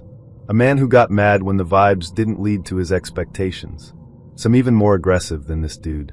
It's exhausting. I don't even know why I'm still on these dating apps. Every time I think, okay, maybe this one's different, I end up disappointed. I'm not even asking for a fairy tale. Like, I'm not expecting Prince Charming. Just someone who treats me with basic respect. Someone who doesn't act like I owe them something for showing up. What really gets me is that I tried. I stayed up late. I made myself available. I dressed up. I showed up. I was kind, polite, and appreciative. And somehow that translated to, she owes me. Nah. So yeah, I'm deleting the apps. Maybe not forever, but definitely for now. Because if this is what dating looks like, entitlement, emotional manipulation, and transactional expectations, I want no part of it. And to that guy, wherever he is, I hope he finds what he's looking for. But I also hope he realizes that women are not vending machines. We're people. And if your idea of romance involves a receipt and a guilt trip, then you're not ready to date. You're just looking to spend money and collect a prize. And I'm not your prize. By the time Saturday night rolled around, I had high hopes for my date. I matched with a guy on Hinge, a cute, charismatic type who seemed genuinely excited to celebrate his birthday weekend in Atlanta. He'd rented an Airbnb, invited friends, and told me to bring a friend along to pregame before heading out. I figured it would be a fun, low-pressure way to meet someone new. My best friend and I arrived at the Airbnb right on time. We walked up the stairs of the condo with a mix of curiosity and excitement. As soon as we opened the door, though, the energy hit us like a cold wind. 3 girls were already inside, in various stages of getting ready. Hair half curled, makeup scattered across the counter, heels tossed around like confetti. I greeted them cheerfully. "Hi, I'm Winnie. Nice to meet you guys." I don't do that weird walk-in-and-say-nothing thing. I'm not that girl. They barely looked up. A few mumbled greetings, but mostly cold, dismissive glances. The tension was palpable. The Hinge guy, let's call him Marcus, immediately sensed it too. "I'm so sorry," he said, eyes wide. "I didn't know it would be like this. Let's go up to the roof. It's chill up there." So we climbed another flight of stairs to the rooftop, which had this gorgeous view of the city skyline. Up there, Marcus let loose. He started venting about how it was his birthday, how none of the girls downstairs cared, and how they refused to go anywhere he wanted. He rented the Airbnb for a fun weekend, but the vibe was completely off. I felt bad. So did my friend. We told him, forget them, hang with us. Let's go out, have a good time, and celebrate your birthday right. We cracked open some hard seltzers, made a toast under the string lights, and tried to salvage the night. But as the drinks kept flowing, I noticed something. Marcus was paying more attention to my friend, like a lot more. He kept asking her questions, leaning in when she spoke, and laughing way too hard at her jokes. I tried to brush it off. I wasn't emotionally invested in him yet, but it still stung a little. Eventually, we rallied the crew, Marcus, his close friend, let's call him Trey, my friend, and me, and decided to head to Havana, a popular club that Marcus had been dying to go to. Trey called an Uber, and we left the rooftop behind, heading into the night with neon lights and bass beats on our minds. But the moment we stepped out of the Uber, I froze. My purse was gone. Panic set in. I turned to the group. "I don't have my purse," I said, frantically checking the seats and sidewalk. The Uber had already driven off. I looked at Trey. "Please, can you message the driver? Maybe it's still in the car." He was only half helpful. "I'll message him, but it's probably back at the house. You probably left it on the rooftop or in the kitchen or something." At that point, I was tipsy and trying not to be that girl, the one who ruins the night over a lost bag. So I told myself, it's probably upstairs. Relax. Don't make this about you. We entered Havana, and for a couple hours, I pushed the worry aside and danced like I hadn't lost access to my whole life. But it was hard to ignore Marcus and how he was practically glued to my friend. He wasn't even subtle about it anymore. I started to feel like a third wheel on my own date. By the end of the night, I was more irritated than intoxicated. When we got back to the Airbnb, everything escalated. Marcus turned to us and said, "Shoo. Be quiet. The girls are sleeping. Don't say a word." He wasn't just whispering, he was militant. Every giggle, every whisper, he'd hush us aggressively. "SHHHH. They're gonna hear you." Eventually, he refused to let us into the main part of the house. "Go back up to the roof," he ordered. It was freezing up there. Our buzz was fading into discomfort, but we tried to be polite. We told him we were cold, and finally he led us back downstairs. I thought he was going to let us warm up in the kitchen or living room. Instead, he led us into his bedroom, pushed us inside, and locked the door behind us. That's when I remembered my purse, my keys, my car. Everything I needed to even function was missing. I turned to Marcus and Trey. "Have you heard from the Uber driver? Can I just check the rooftop or the kitchen?" Marcus looked me in the eye. "No, you can't." I was stunned. "What do you mean no? I just need to look." He repeated it. No explanation. No empathy. Trey vanished. Just disappeared from the room. I was trapped, drunk, locked in a room with a guy who clearly did not care about my panic. I started crying. Marcus and my friend sat on the bed, looking at me like I was overreacting. I felt alone. Cornered. "Please," I begged. "Just let me look." Still, he refused. Desperate, I went into the attached bathroom and called Corey, my child's father. He picked up instantly. I was sobbing, explaining everything. "I can't get into my house, Corey. My car is outside. I don't have my keys." He was calm but concerned. "I'm on my way." Suddenly, my friend barged into the bathroom. "We can hear you talking shit out there." I snapped. "I'm not talking shit. No one's helping me." She stormed out. I returned to the room, still asking Marcus to please let me check the rooftop. He refused. Again. Eventually, my friend called me and said, "I called an Uber. Let's go." But I didn't want to leave. Not without my things. And honestly, I didn't want to sit in a car with someone I was now furious with. I told her, "You go." She left. It was just me and Marcus now. I asked again, "Can I have the Uber driver's number? Just give me something to work with." He yelled, "Why are you blaming us?" "I'm not blaming you," I said. "I'm just asking for help." He didn't budge. I was crying again, pleading. And then a stranger, someone I hadn't seen all night, appeared in the doorway. "You need to leave," he said coldly. I tried to explain. "I just need my purse. Please." But Marcus and the stranger pushed me out. Literally pushed me down the stairs and out the door. I was on the sidewalk, crying, still on the phone with Corey. He told me to call the non-emergency police line. I did, and they came, but there wasn't much they could do. The Airbnb wasn't mine. They couldn't force anyone to open the door. Corey finally arrived and took me to my sister's house. I slept on her couch that night, devastated. I felt like a failure. Locked out of my house, no car, no money, no ID. The next day, I had to hire a locksmith to get into my car and house. Corey helped me with everything. He was my rock through the entire nightmare. Then, out of nowhere, Marcus texted me. "Good news. The Uber driver has your purse. He said I need to pay $80 for him to bring it. You can pick it up when I get home." I was overwhelmed with relief, but also furious. He'd blocked me on everything before this. Now he was acting like he was doing me a favor. That night he ghosted again. Didn't reply for 5 hours. Finally, at 11 p.m., he texted, "My bad. I was out." It's at my house if you want to come get it. I told him I'd come in the morning. He replied, cool. Be here before 9:30. I went the next day and got my purse back. Everything was inside, thankfully. He made sure to tell me how he paid $80 to get it back, as if that made up for everything else. I said nothing. Just grabbed my things and left. Marcus, wherever you are, I hope karma remembers your birthday next year. I was living in New York City at the time, and like many single women in the city, I was swiping through options on what felt like the 100th dating app. That's when I matched with a guy who seemed decent, cute, charming in his messages, and more than anything, persistent. He messaged me regularly, complimented me, asked questions, and seemed genuinely eager to meet. At first, I was cautious. He was a little intense. His messages were frequent, and his energy leaned more eager puppy than mysterious gentleman. But I tried not to judge. Isn't that what everyone says they want? Someone who puts in effort? Someone who doesn't ghost? So after a few days of texting, I finally agreed to go on a date with him.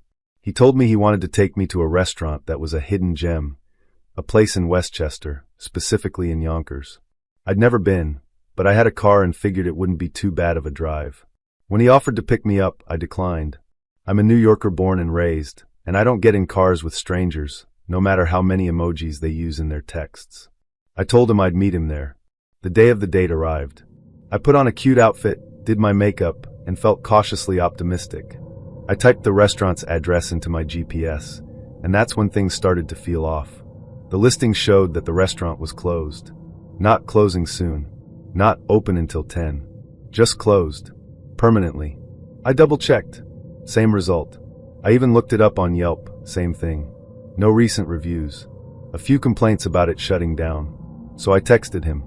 Hey, just double-checking, but it looks like the place is closed. He responded almost immediately.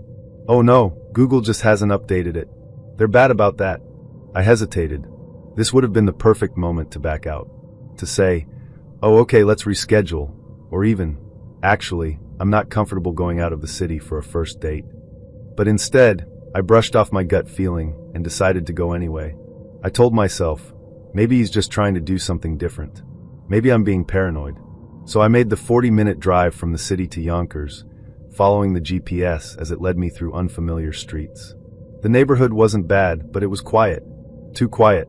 When I pulled into the parking lot of the restaurant, my stomach dropped. There weren't any cars.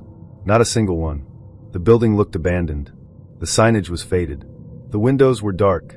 And the worst part, my car was the only one there. I sat there for a moment, unsure of what to do. My phone buzzed. Hey, are you here? I didn't answer right away. I just stared at the screen, heart racing. Then, in my rearview mirror, I saw another car pull in. It parked right next to me. I didn't turn to look. I didn't roll down my window. I didn't wave. I just reversed out of the parking spot and drove away. I didn't even check to see if it was him in the other car. I didn't want to know. I didn't want to risk it. As I drove, I kept checking my mirror to see if I was being followed. I took turns I didn't need to take, pulled into gas stations, looped through side streets. But no one was behind me. Eventually, I made it back to the city. Safe. Shaken. Furious with myself for ignoring every red flag. I opened the app to block him, but he had already unmatched me. Gone. Vanished. Like he'd never existed. No last name. No screenshots. No way to report him. Nothing. I sat on my couch that night, still in my makeup, still in my date outfit, replaying all the almosts in my head. I almost got out of the car. I almost believed his excuse. I almost gave him the benefit of the doubt. And if I had, what would have happened? I was living in Florida at the time, land of humidity, gators, and unfortunately this date. I matched with this guy on Hinge. His photos were vague. Not in a he's hiding something kind of way, but more like every picture was taken with a potato. Blurry, distant, weird angles. The kind of photos where you can't quite figure out if he's attractive or if you're being catfished by a shadow. His bio wasn't much better, just a few sentences about being new to the area and enjoying deep conversations. For some reason, I swiped right. Maybe I was bored. Maybe I was in the mood for a social experiment. Maybe I needed a story for my group chat. Who knows? We started chatting. He seemed fine. Not overly enthusiastic, not creepy. Just a neutral energy. We exchanged a few messages, and decided to meet up for drinks at a local bar not far from my apartment. I picked the place because I knew it was well lit, casual, and had good beer. I figured even if the date was a bust, at least the beer would be decent. I showed up a few minutes early and spotted him almost immediately. Instant regret. Now, I don't want to sound shallow, but physical attraction matters. And he just wasn't my type. At all. He looked older than his photos, and not in a mature and rugged way. More like, he's been through several lifetimes, and each one beat him up a little. Still, I figured I'd stay for one drink. I was already there, and I tried to be a decent human being. We hugged awkwardly. He smelled like a combination of cologne and car air freshener. Not awful, but not great either. We grabbed our beers and stepped outside to sit at a picnic table. It was a nice evening, a light breeze cutting through the usual Florida stickiness. The bar was moderately full, enough people to feel safe, not enough to drown out a bad conversation. And oh, the conversation. It started innocently enough. Where are you from? What do you do, etc. He had just moved from New York, and he mentioned that several times. As if that alone gave him street cred, or made him interesting by default. He said it like, I'm from New York, so I obviously know things you don't. I let it slide. Then it happened. He referred to someone in a story he was telling as a libtard. I blinked. He didn't laugh. He wasn't joking. He said it with the same casual tone someone might use to say barista or mechanic. Like it was a normal part of speech. Now, I'm not a confrontational person on first dates. I've been taught, like many women, to nod politely, smile, and find a way out. But that word stopped me cold. I gave him a tight-lipped smile and took a long, deliberate sip of my beer. He didn't notice. In fact, he doubled down. He launched into a political rant that bordered on conspiracy theory territory. Government overreach, the media, snowflakes, the greatest hits album of a man who watches too much YouTube in his truck. I tried to pivot the conversation. Asked him if he liked astrology, which was probably a mistake. I enjoy it in a light-hearted way, like, oh, you're a Leo? That explains a lot. But he took it to another level. He asked me what my sign was, then immediately judged me for it. Oh, you're a Gemini? Jesus. That explains everything. Explains what? I asked, caught between amusement and offense. Just, you people are a lot. You people. Okay. I asked him what his sign was. Scorpio, he said proudly. Which is why I can see through people's bullshit. I nodded slowly. Enlightening. Then came the middle name conversation. I have no idea how we got there. Maybe we were playing that awkward game of what's your full name, because we had run out of anything else to say. But he told me his middle name. I won't say it here out of respect, but let's just say it was odd. The kind of name that makes you go, wait, really? That's your middle name? It wasn't offensive or anything, just goofy. I tried to keep a straight face. I really did. But he could tell I was holding back a laugh. I tried to cover it by saying, oh, that's interesting. I've never heard that before.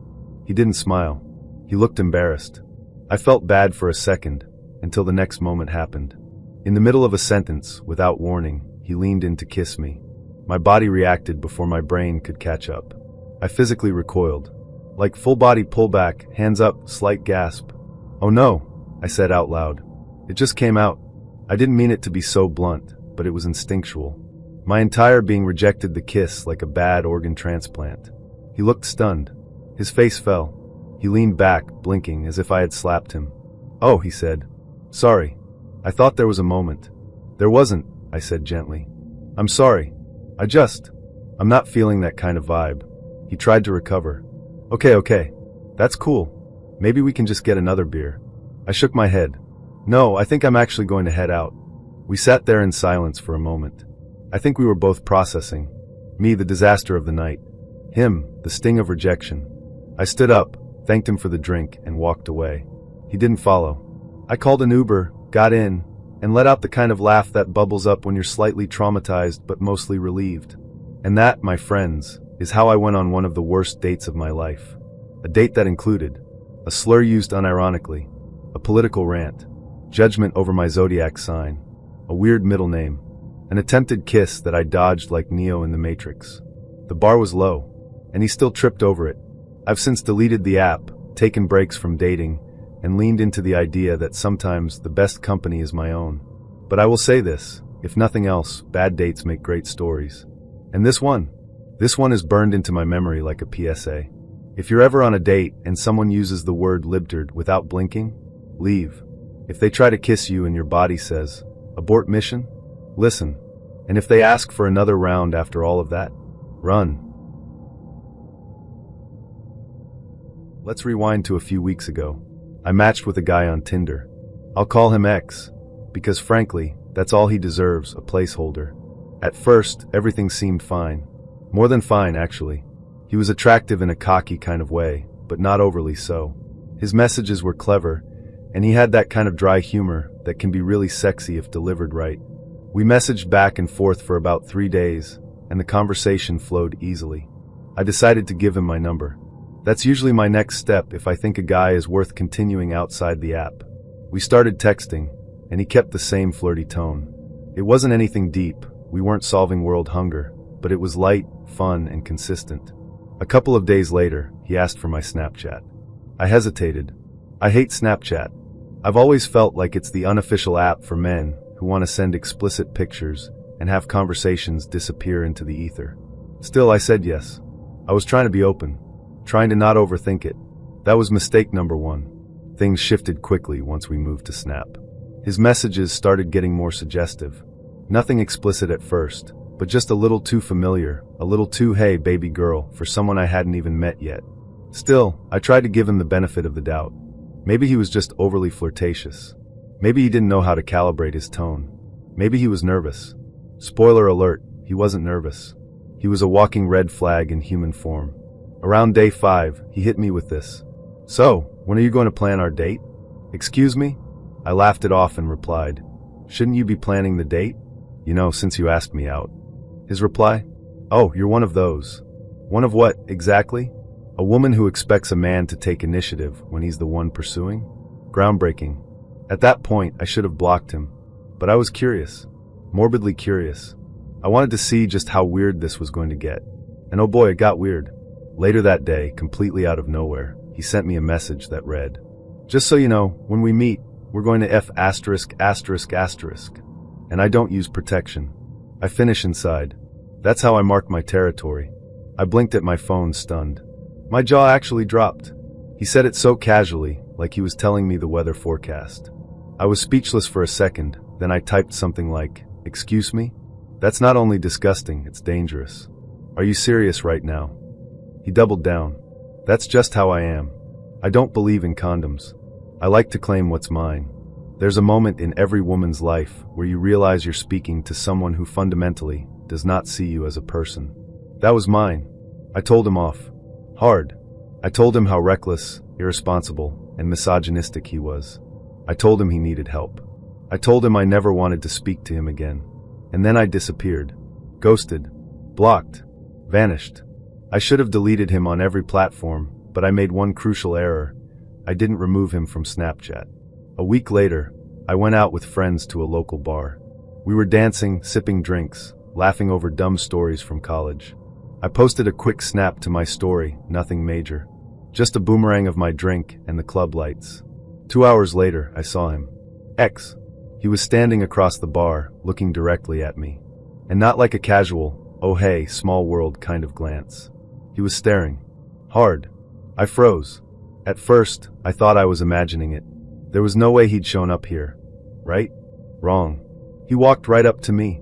Hey, he said, smiling like we were old friends. I saw your story. Wanted to meet you so bad. Figured I'd just come. No. This wasn't happening. He leaned in to hug me. I didn't move. I wasn't warm. I wasn't friendly. I was calculating every exit in that club. Still, I managed to force a smile. Hey, wow. A small world. He immediately put his hand on my waist, too low, and tried to pull me toward him. Dance with me. I took a step back. Actually, I'm with my friends right now. He didn't care. He pressed in closer, his hands wandering. Touching places he had absolutely no right to touch. He was squeezing, groping, like he'd earned access. I kept backing up, but he kept advancing. I looked at my friends across the dance floor and gave them the look. You know the one, the wide eyes, the tight smile, the silent SOS that every woman has perfected. My guy friend saw it immediately. He walked over, casual but firm, and stepped between us. Hey man, he said, putting a hand on X's shoulder. You gotta go. X looked surprised. What? We're just dancing. No, my friend said. You're making her uncomfortable. Leave. Now, or I'll call security. X hesitated, then muttered something under his breath and walked away. I was shaken. I tried to keep dancing, tried to shake it off, but the night was ruined. My body felt like it didn't belong to me anymore. I felt invaded. Later that night, he had the audacity to text me. I'm sorry you had a bad time. I'll make it up to you, I promise. There was no apology for showing up uninvited. No acknowledgement of what he'd done. Just a manipulative little breadcrumb to keep the door open. I blocked him. Everywhere. I deleted Tinder. Deleted Snapchat. I was done. And here's the thing, I felt guilty. For ghosting. For not formally ending things. For not being more aggressive when he touched me. But you know what? Sometimes it's okay to ghost. Sometimes it's survival. Ghosting isn't always immature. Sometimes it's self-preservation. You don't owe closure to someone who disregards your safety, your boundaries, or your humanity. The whole experience forced me to reevaluate how I vet men online. No more giving the benefit of the doubt to people who don't deserve it. No more maybe he didn't mean it that way. No more letting curiosity override my instincts. It also made me realize how quickly things can go from flirtatious to frightening. 1 minute you're trading emojis and talking about favorite movies. The next, a man is telling you he wants to mark his territory inside your body. And that's not just creepy, it's dangerous. What's even more chilling is how casual he was about it. Like it was normal. Like it was sexy. Like any woman should be flattered by that kind of assertion. I've since talked to a few friends about what happened, and every single one had a story that ran eerily parallel. A guy who pushed too fast. A guy who didn't listen. A guy who thought that sex was something owed, not something shared. There's a pattern here, and we don't talk about it enough. These men aren't anomalies. They're everywhere, and they're getting bolder. The next weekend, I went out again, but this time, I didn't post my location. I stuck close to my friends. I didn't give out my number to anyone. And as I walked through the club, I scanned every face, half expecting to see X again. I didn't, thankfully. But I did see a few other guys I'd matched with before. Guys who had also turned out to be red flags in disguise. And for a moment, I felt this wave of exhaustion. Like, is this what dating is now? A minefield of men who treat your body like a prize and your voice like background noise. But then, something shifted. I realized I wasn't scared anymore. I was pissed. And that anger? It's powerful. It's the thing that keeps you from shrinking. It's the thing that reminds you to speak up, to warn other women, to never apologize for taking up space. It was early 2020, just days before the pandemic lockdowns began. I was 18, freshly out of college, and dating apps were still new territory to me. I'd always been hesitant about them, strangers, safety, and the general awkwardness of digital chemistry. But something about Dan seemed familiar. We'd never officially met, but I knew of him through mutual friends and local gossip. That made me feel just safe enough to say yes when he asked me out. Dan was 22, and we matched on Tinder after only a few swipes. His photos gave off, I'm edgy but chill vibes. He wasn't conventionally hot, but he had charisma, and sometimes that's more dangerous. After a few days of chatting, he asked if I wanted to get a drink.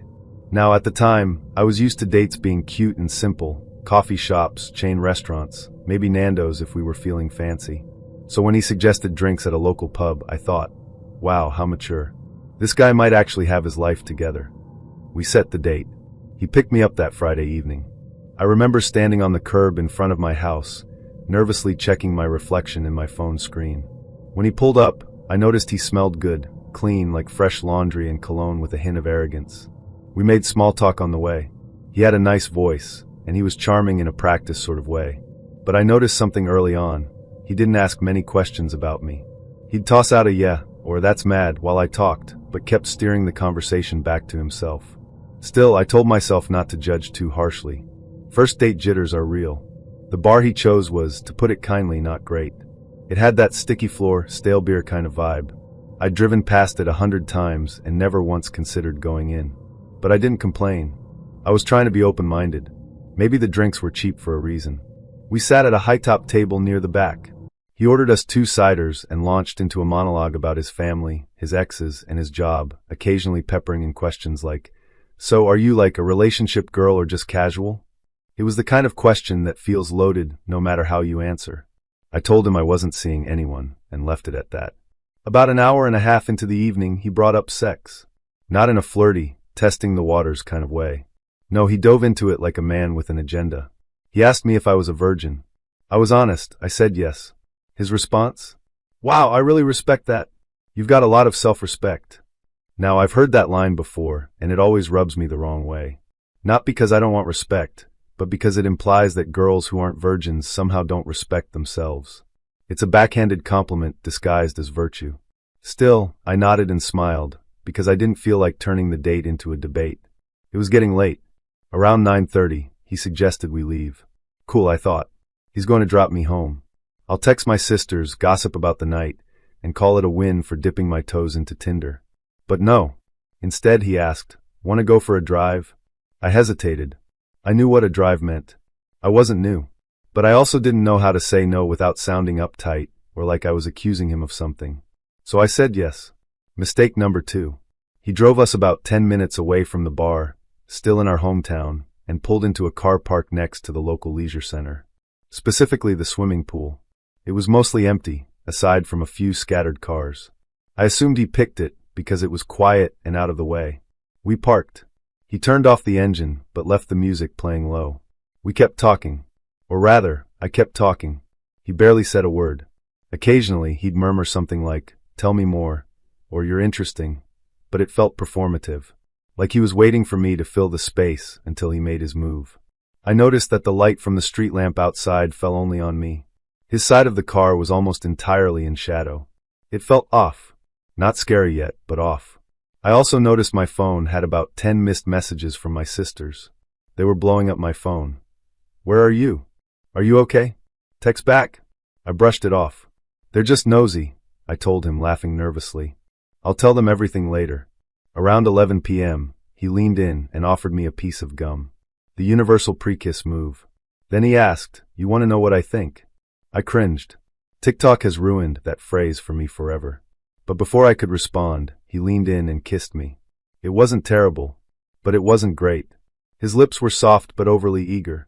The kind of kiss that feels like a job interview, like he's trying to prove something instead of just being in the moment. After a few kisses, he started shifting in his seat. His hand moved from the center console to my knee, then slowly up my thigh. I froze. "Whoa," I said, half laughing, half serious. "Let's slow down." He stopped momentarily, but you could feel the tension in the air, like he was calculating how long he had before trying again. I started talking faster, hoping to derail the mood. "So, yeah, I have to get up early tomorrow. My mom and I are going to this market thing with my sisters." He nodded, smiled, and then ignored it. "Let's stay out a little longer. I like talking to you." "Nope. Not happening." I insisted again. "Really, I should get home." He sighed but finally gave in. "All right, let's go." He started the car and drove me back, but instead of dropping me off in front of my house, he pulled over at the bottom of my road, like 2 minutes away. "You can walk from here, right?" I looked at him. "You can park outside. It's fine. No one's awake." He shook his head. "Nah, it's better this way." "Better for who?" I got out of the car and speed walked home. I didn't look back.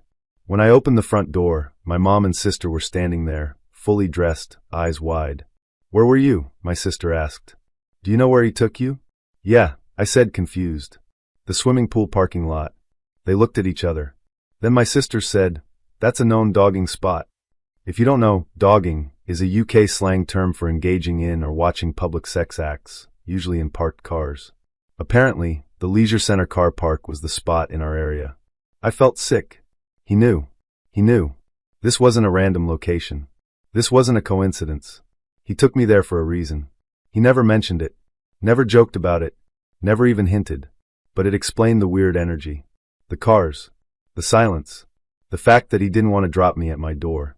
It all made sense. I was so angry. Angry that I hadn't trusted my instincts. Angry that I'd let politeness override my discomfort. Angry that I had to explain to my family why I thought the date had been fine, until it wasn't. Dan texted me the next day. "Had fun last night. Hope we can do it again sometime." I didn't reply. I never saw him again. When I tell people I was catfished by a tattoo sleeve, they usually laugh, and I get it. It sounds like the punchline to a joke. But when you've spent 2 hours on a date with someone who's 80% lion clock rose ink and 0% personality, the humor fades fast. Let's back up. I was 19 and living in the Philippines. I'd been there for a while and loved it, the food, the people, the energy. But dating? That was complicated. As a Western woman in a foreign country, I got a lot of attention, but most of it was either weirdly fetishizing or just plain awkward. So when I matched with a British guy on Tinder, I thought, finally, someone who speaks my language, literally and figuratively. His photos were filtered, sure, but not in a way that raised too many red flags. He looked tall, had a decent jawline, and every single picture featured his tattoo sleeve. Every single one. He was clearly obsessed with it, but I told myself not to judge. Maybe he just liked his ink. Maybe he was proud of the art. Maybe he wasn't a walking Pinterest board of cliché designs. We talked for a few days. The conversation was mid-level flirty, harmless banter, some British sarcasm, and the occasional, when we meet, reference that made me feel like he was serious about seeing me in person. Eventually, he asked me to dinner. I was late. Of course. I'm always late. It's practically a personality trait at this point. When I arrived at the restaurant, I scanned the crowd looking for tall, tattooed, and British. And there he was. He looked like his photos, sort of. Same face, same sleeve, but something was off. Maybe it was the angle. Maybe it was the lighting. Maybe it was the fact that he didn't stand up to greet me. That was the first red flag. He just sat there, casually sipping a drink, scrolling on his phone. When I approached the table, he looked up, nodded, and said, "Hey." No standing, no hug, no polite gesture to pull out a chair. Just a nod, like I was a waitress delivering his food. I sat down, trying to shake it off. Maybe he was shy, or tired, or just really into whatever was on his phone. We ordered, and the conversation began. And by conversation, I mean he talked about one thing, his tattoos. I wish I were exaggerating. For 2 hours, he explained every single tattoo on his body, what it meant, why he got it, how much it cost, what the healing process was like. He had a lion, a clock, a rose, a compass, a Roman numeral quote. If you've seen a tattoo trend in the last 10 years, it was on his arm. At first, I tried to engage. Oh, that's cool. What's that one mean?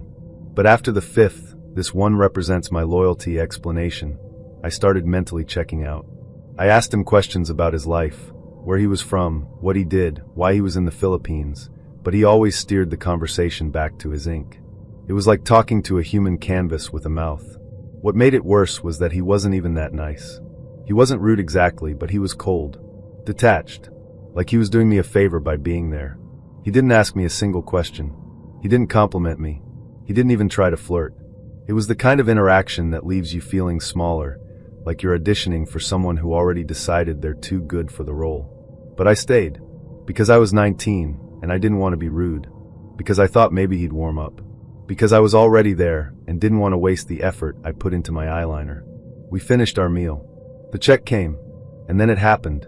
He stood up, and I saw the full catfish. This man was tiny. Listen, I'm 5 feet 2 inches on a good day. I'm short. I know that. But when he stood up, I was looking down at him. Not eye level. Down. He had carefully curated every photo on his dating profile to hide his height. Every picture was from the chest up, angled, or seated. There wasn't a single full body shot. And now I knew why. He was smaller than I was. And not just short, frail. Like, I could carry you in a backpack small. Now let me be clear, height isn't the issue here. I've dated guys shorter than me before. I've dated guys with all types of builds. The issue was that he lied. He deliberately misrepresented himself, knowing it would change how people perceived him. And combined with the arrogance, the lack of manners, and the complete personality vacuum, it was just a lot. We walked out of the restaurant, and I tried to stay polite. I didn't want to make things awkward, but I was praying he wouldn't try to kiss me. He didn't, thankfully. But he did send me a DM later that night. Had a good time. You're chill. I didn't respond. He messaged again the next day. You're not like other girls on here. We should hang out again. Still no response. Eventually, he got the hint. Or maybe he didn't. Honestly, I wouldn't be surprised if he still thinks we had a great date. I was seeing this guy, let's call him Jake. We met at a party through mutual friends, and at first, he came off super chill. Funny, sarcastic, good hair, decent job, tech marketing or something equally vague, and he had that kind of effortless confidence that makes you forget to ask real questions until you're already in too deep. We started hanging out casually. Like, "You up?" Texts that turned into watching Netflix half-dressed and ordering takeout. Early on, he was clear. "I'm not looking for anything serious right now." Cool. I wasn't either. Or at least, I told myself I wasn't. But then, he started acting like a boyfriend. He'd text me every morning, introduce me to his friends, asked to see me multiple times a week. Once, when I posted a boomerang of my drink at a bar, no face, no context, he replied within 30 seconds, "Who are you with?" I laughed it off. "Jealous much?" He replied, "Not jealous. Just curious." "Sure." Anyway, fast forward about 6 weeks. We're still in this weird limbo, hooking up, texting constantly, but no labels. And I'm starting to feel it. Like, I'm catching feelings, but I don't want to say anything because I know what he'll say. We agreed this was casual. So I keep quiet. One Friday night, he asks if I want to grab dinner. I'm thinking, finally, a real date. We go to this little burger place I love, nothing fancy, but good food and even better fries. We sit down, order, and everything seems normal. He's scrolling through his phone, showing me a meme, cracking jokes. I'm starting to feel more relaxed. We've done this enough that it feels familiar. Comfortable. Food arrives. I ordered fries. He didn't. Classic. And then, he reaches over and grabs a handful of mine. "No, can I have some?" "No, do you want to split?" He just goes in like he pays rent on my plate. I laugh and say, "You always do this. Next time order your own." And y'all, that's when the switch flipped. He drops the fry back on the plate like it burned him. Looks at me dead serious and goes, "Wow, you're really gonna act like that over fries?" I blink. "I was joking." He scoffs. "No, you weren't. You're always making these little comments. Like I'm some kind of burden." Now I'm confused. "What are you talking about?" He leans back in his chair, arms crossed. "You never appreciate anything I do. I'm here, aren't I? Taking you out, spending time with you, and you're acting like I'm stealing food out of your mouth." I'm sitting there, stunned. Like, is this man really fighting me over a potato? I say, "Jake, it was a joke. You're the one making it a thing." And then he says, loud enough for the couple next to us to actually pause their conversation, "You know what? This is why I can't take you seriously. You're just a placeholder until I find someone who actually gets me." I didn't say anything. I just stared at him. He looked back at me like he was the one who'd been insulted. Like I had crossed a line. I stood up, grabbed my bag, and said, "Thanks for confirming what I already suspected." He rolled his eyes. "So you're just gonna walk out?" "Yep." And I did. Didn't yell. Didn't cry. Didn't even box up the fries, which, honestly, is the only part one regret. He texted me that night. "Sorry. I overreacted. Are we still good?" I replied, "No. But I am." Blocked his number. Blocked him on socials. Told our mutual friends what happened, and they all said the same thing. Yeah, we always got weird vibes from him. So yeah, that's how my casual situationship imploded over fries. But obviously, it wasn't about the fries. It was about how some people want relationship benefits without being emotionally available. How they love the idea of being adored, but panic the moment you ask for respect. How they push boundaries, test your reactions, then play the victim when you call them out. If you're So I, 26F, matched with this guy on Hinge. We'll call him Mystic Mike. And from the jump, he gave off serious I journal by moonlight energy. You know the type, lots of linen shirts, rings on every finger, and a profile that says spiritual but not religious. He had quotes from Rumi and something about healing his inner child. Honestly, I wasn't mad about it. I've dated finance bros before and thought, maybe a guy who's into energy healing will actually listen when I talk. Oh, naive little me. Our conversations were interesting. Lots of talk about the universe, astrology, and how people are either ascending or stuck in karmic loops. I didn't really know what that meant, but I liked his voice notes. He had a hot, calming voice, and I'm not above admitting that played a role in me agreeing to our first date. Date number 1 was at this little boho coffee shop where everyone looked like they'd either written a screenplay or were trying to start a kombucha brand.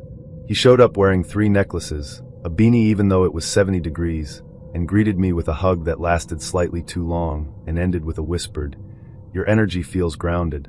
Cool. Weird. But cool. We talked for about 2 hours. He told me he was an intuitive empath, and that he doesn't work a 9 to 5 because capitalism crushes the soul. He made money doing healing sessions and intuitive coaching, which I'm 90% sure means he charges people to tell them what they already know. Still, he was charming. A little intense, but charming. He complimented my aura, said he felt pulled toward me, and kept brushing his fingers across my wrist while talking about chakra alignment. So yes, I agreed to a second date. Don't judge me. We've all ignored a few red flags for a guy who smells like sandalwood and says divine feminine with a straight face. Date number 2 was at his apartment. He invited me over for wine, music, and, his words not mine, a soul connection ritual. I figured that meant we'd vibe, maybe make out a little, and he'd show me his crystal collection or whatever. His apartment was exactly what you'd expect. Incense burning in every corner, tapestry on the ceiling, books like The 4 Agreements and Sex at Dawn stacked next to the bed, and a cat named Saffron. He poured us glasses of organic red wine, from a biodynamic vineyard, he said proudly, and we sat on floor cushions while he put on a playlist called Womb Frequencies. I wish I was making that up. Then he pulled out a tarot deck. I feel like the cards have something to say to us, he said. Now, I'm not super into tarot, but I've had a few readings before, and I think it's fun. I told him, sure, let's do it. He shuffled the deck with his eyes closed, whispering something that sounded like a prayer to the universe. Then he asked me to pull a card. I pulled the Tower. If you're not familiar, the Tower is like the OSHD asterisk card of tarot. It usually represents sudden upheaval, destruction, chaos, truth being revealed. Basically, it's not great. The moment he saw it, his entire vibe changed. Like instantly. He stared at the card for a full minute, completely silent. Then he said, "That's not good." His voice dropped an octave. I kind of laughed and said, "Oh no, are we cursed?" He didn't laugh. He looked at me, dead serious, and said, "This explains a lot. Your energy has been giving me resistance since you walked in. I thought it was just my own shadow work, but now I see it's you." I blinked. "Come again?" He stood up and started pacing. "You're carrying something heavy. Something dark. I've been feeling it all night. And the Tower confirms it. You're in the middle of destruction energy. Have you been through something traumatic recently? A breakup? Death? Betrayal?" I was stunned. No. I had a rough week at work, but..." He cut me off. "It's deeper than that. There's something karmic here. Something from a past life. And it's crashing into mine." At this point, I was trying to figure out if he was joking. He wasn't. He picked up a piece of Palo Santo, lit it, and started waving it around me while muttering, "I cleanse this portal. I reject this chaos. I swear on everything." Then he looked at me, eyes wide, and said, "You need to go.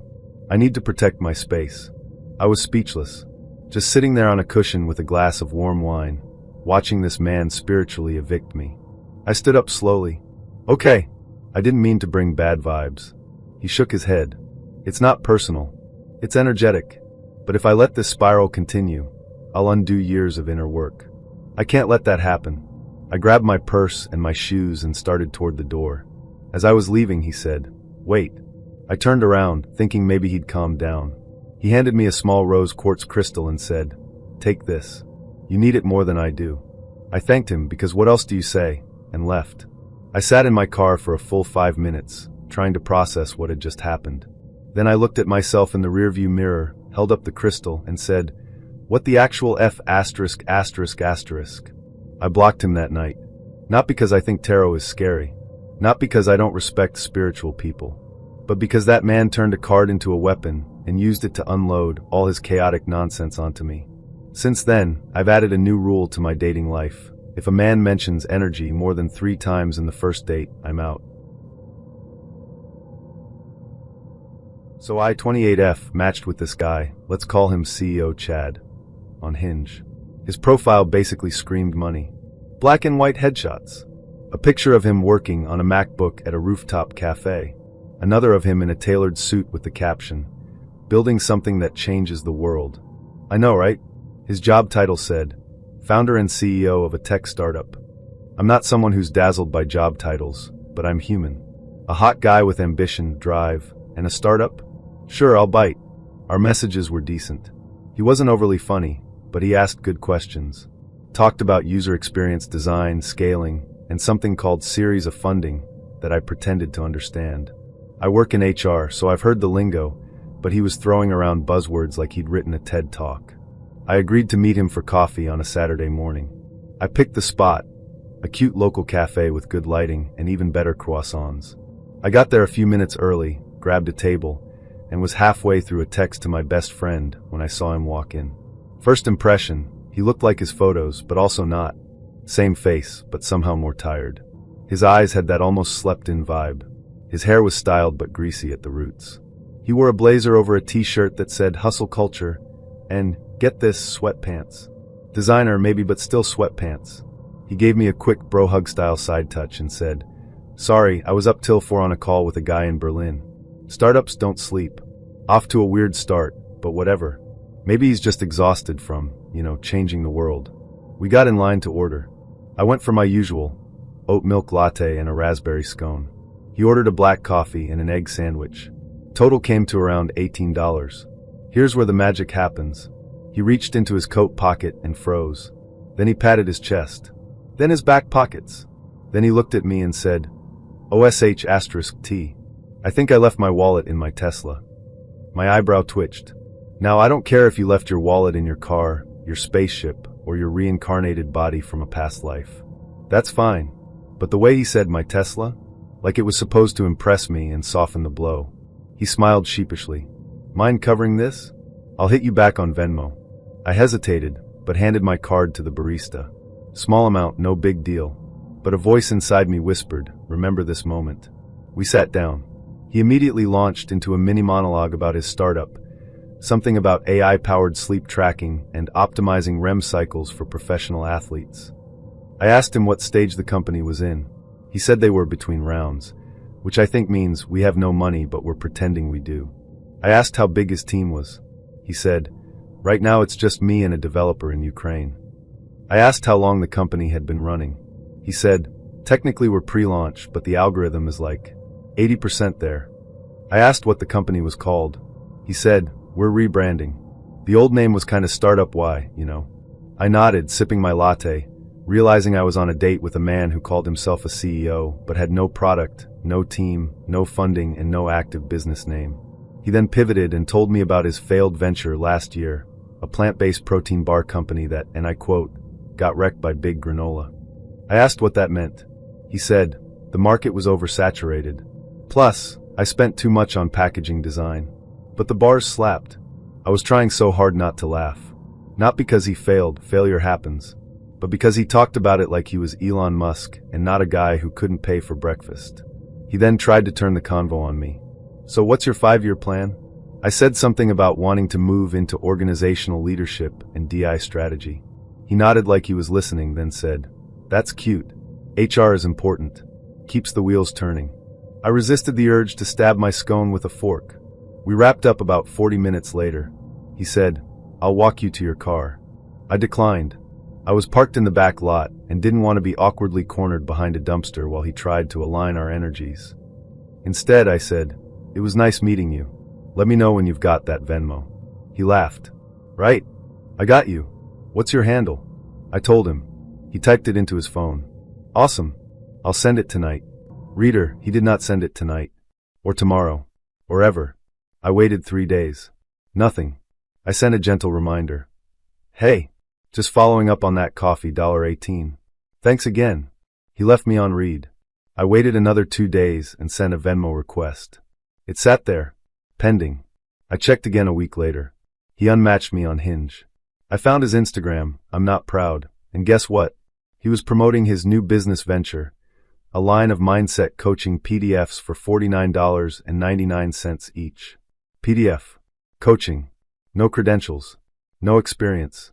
Just a Canva template and a link in bio. That's when I realized he wasn't a CEO. He was a con man with Canva Pro.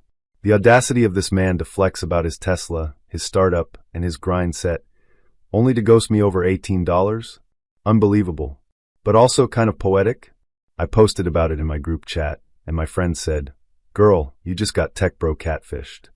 So yeah, that's my story. I paid for my own oat milk latte, his greasy egg sandwich, and a front row. I met him on Hinge. His name was Ryan. He had that boy next door look, a little rugged, a little polished, the kind of guy who probably played high school sports and still brought it up at parties. Our chats were fine. Not electric, but fine. He was sarcastic, and I like sarcasm, until it turns into something else. He suggested a sushi spot for our first date. Classy, quiet, kind of tucked away in a corner of the city. I said yes. I spent a little extra time getting ready. Nothing fancy, just enough to feel confident. I wore my favorite black dress, the one that hugs my curves without screaming for attention. I did my makeup soft and clean, and let my curls fall the way they wanted. When I arrived, he was already there, sitting at a corner table, scrolling on his phone. He looked up, barely smiled, and said, "You're late." I blinked. "It's 6:58. We said 7. He shrugged. "I've been here since 6:30. I like to be early." Okay, weird flex, but sure. I sat down, trying to shake off the awkward start. "Well, I'm glad we made it. This place looks great." He smirked. "Hope you like raw fish." "I do," I said, smiling. He looked at me for a second, then said, "You don't look like someone who eats sushi." I laughed, confused. "What does that mean?" He leaned back. "I don't know. You just have more of a burger and fries vibe." I felt my stomach twist. It was subtle, but it landed. He was making a comment about my body, about my size. I wasn't insecure about it, not usually. But the way he said it, casual, dismissive, made me shrink a little in my seat. I brushed it off. "Well, I like both." "Sure," he said. "Balance, right?" The waiter came. We ordered, him with confidence, rattling off items like a regular. I stuck with a simple roll and a side of edamame. And then the second jab came. "You don't talk much, huh?" I tilted my head. "I've been here for 5 minutes." He laughed, but it wasn't warm. "Just saying. You're kind of quiet. I thought you'd be more lively based on your profile." I didn't know what to say. I wasn't shy. I was just trying to get my footing. First dates are like that. Some people talk too much, some people ease in. I gave him a small smile. "Well, I'm here now. You'll get to know me." He nodded, then looked me up and down, not in a flirty way. In a judgmental way. Like he was scanning me for flaws. "What do you do again?" he asked, already looking at his phone. "I work in marketing," I said. "Content strategy mostly." He chuckled. "So you write tweets for a living?" Cue another twist in my gut. It wasn't what he said, it was how he said it. Like my job wasn't real. Like I was playing pretend in the grown-up world. I tried to keep my voice light. "It's a little more than tweets, but yeah, social media's part of it." He smirked. "Sounds cute." Cute. Like I was a puppy, not a professional. Our food arrived, and for a few minutes, we focused on eating. He didn't compliment the food. He didn't ask questions. He just talked about himself. His gym routine. His ex-girlfriend who was crazy. His car. His fantasy football league. How hot girls these days are either taken or damaged. I nodded, sipping my drink, trying to decide when it would be socially acceptable to leave. And then, because of course, he started giving me unsolicited advice. "You know," he said between bites, "you'd probably be a lot more confident if you wore less makeup. Guys like natural girls." I stared at him. "I'm wearing a tinted moisturizer and lip gloss," I said. "This is natural." He raised an eyebrow. "Oh, well, then you should smile more." And there it was. The classic line. The one that turns every woman's spine to steel. I leaned back, put down my chopsticks, and looked him dead in the eye. I smile when I'm having a good time. He gave a short laugh. "Feisty." "No," I said, my voice perfectly calm. "Just not here to be picked apart." He blinked. Like he hadn't expected me to say anything. Like he thought I'd sit there and let him chip away at me one comment at a time. And the worst part, I almost had. That's what emotional bullies do. They disguise cruelty as flirtation. They lace insults with compliments. They poke at you, prod at you, test how far they can go. And if you react, they say you're too sensitive or can't take a joke. He looked at me for a long second, then said, "You're not like other girls I go out with." "I'm aware." We finished the meal mostly in silence. When the check came, he hesitated. "You want to split?" I smiled. "No. You invited me. You can cover your half." He paid, grumbling about modern women and how no one appreciates chivalry anymore. I stood up, grabbed my bag, and said, "Thanks for dinner." He followed me outside. "You headed home now?" "Yep," I said, not slowing down. "I could walk you to your car." "I'd rather you didn't." He paused. "So that's it?" "That's it." He scoffed.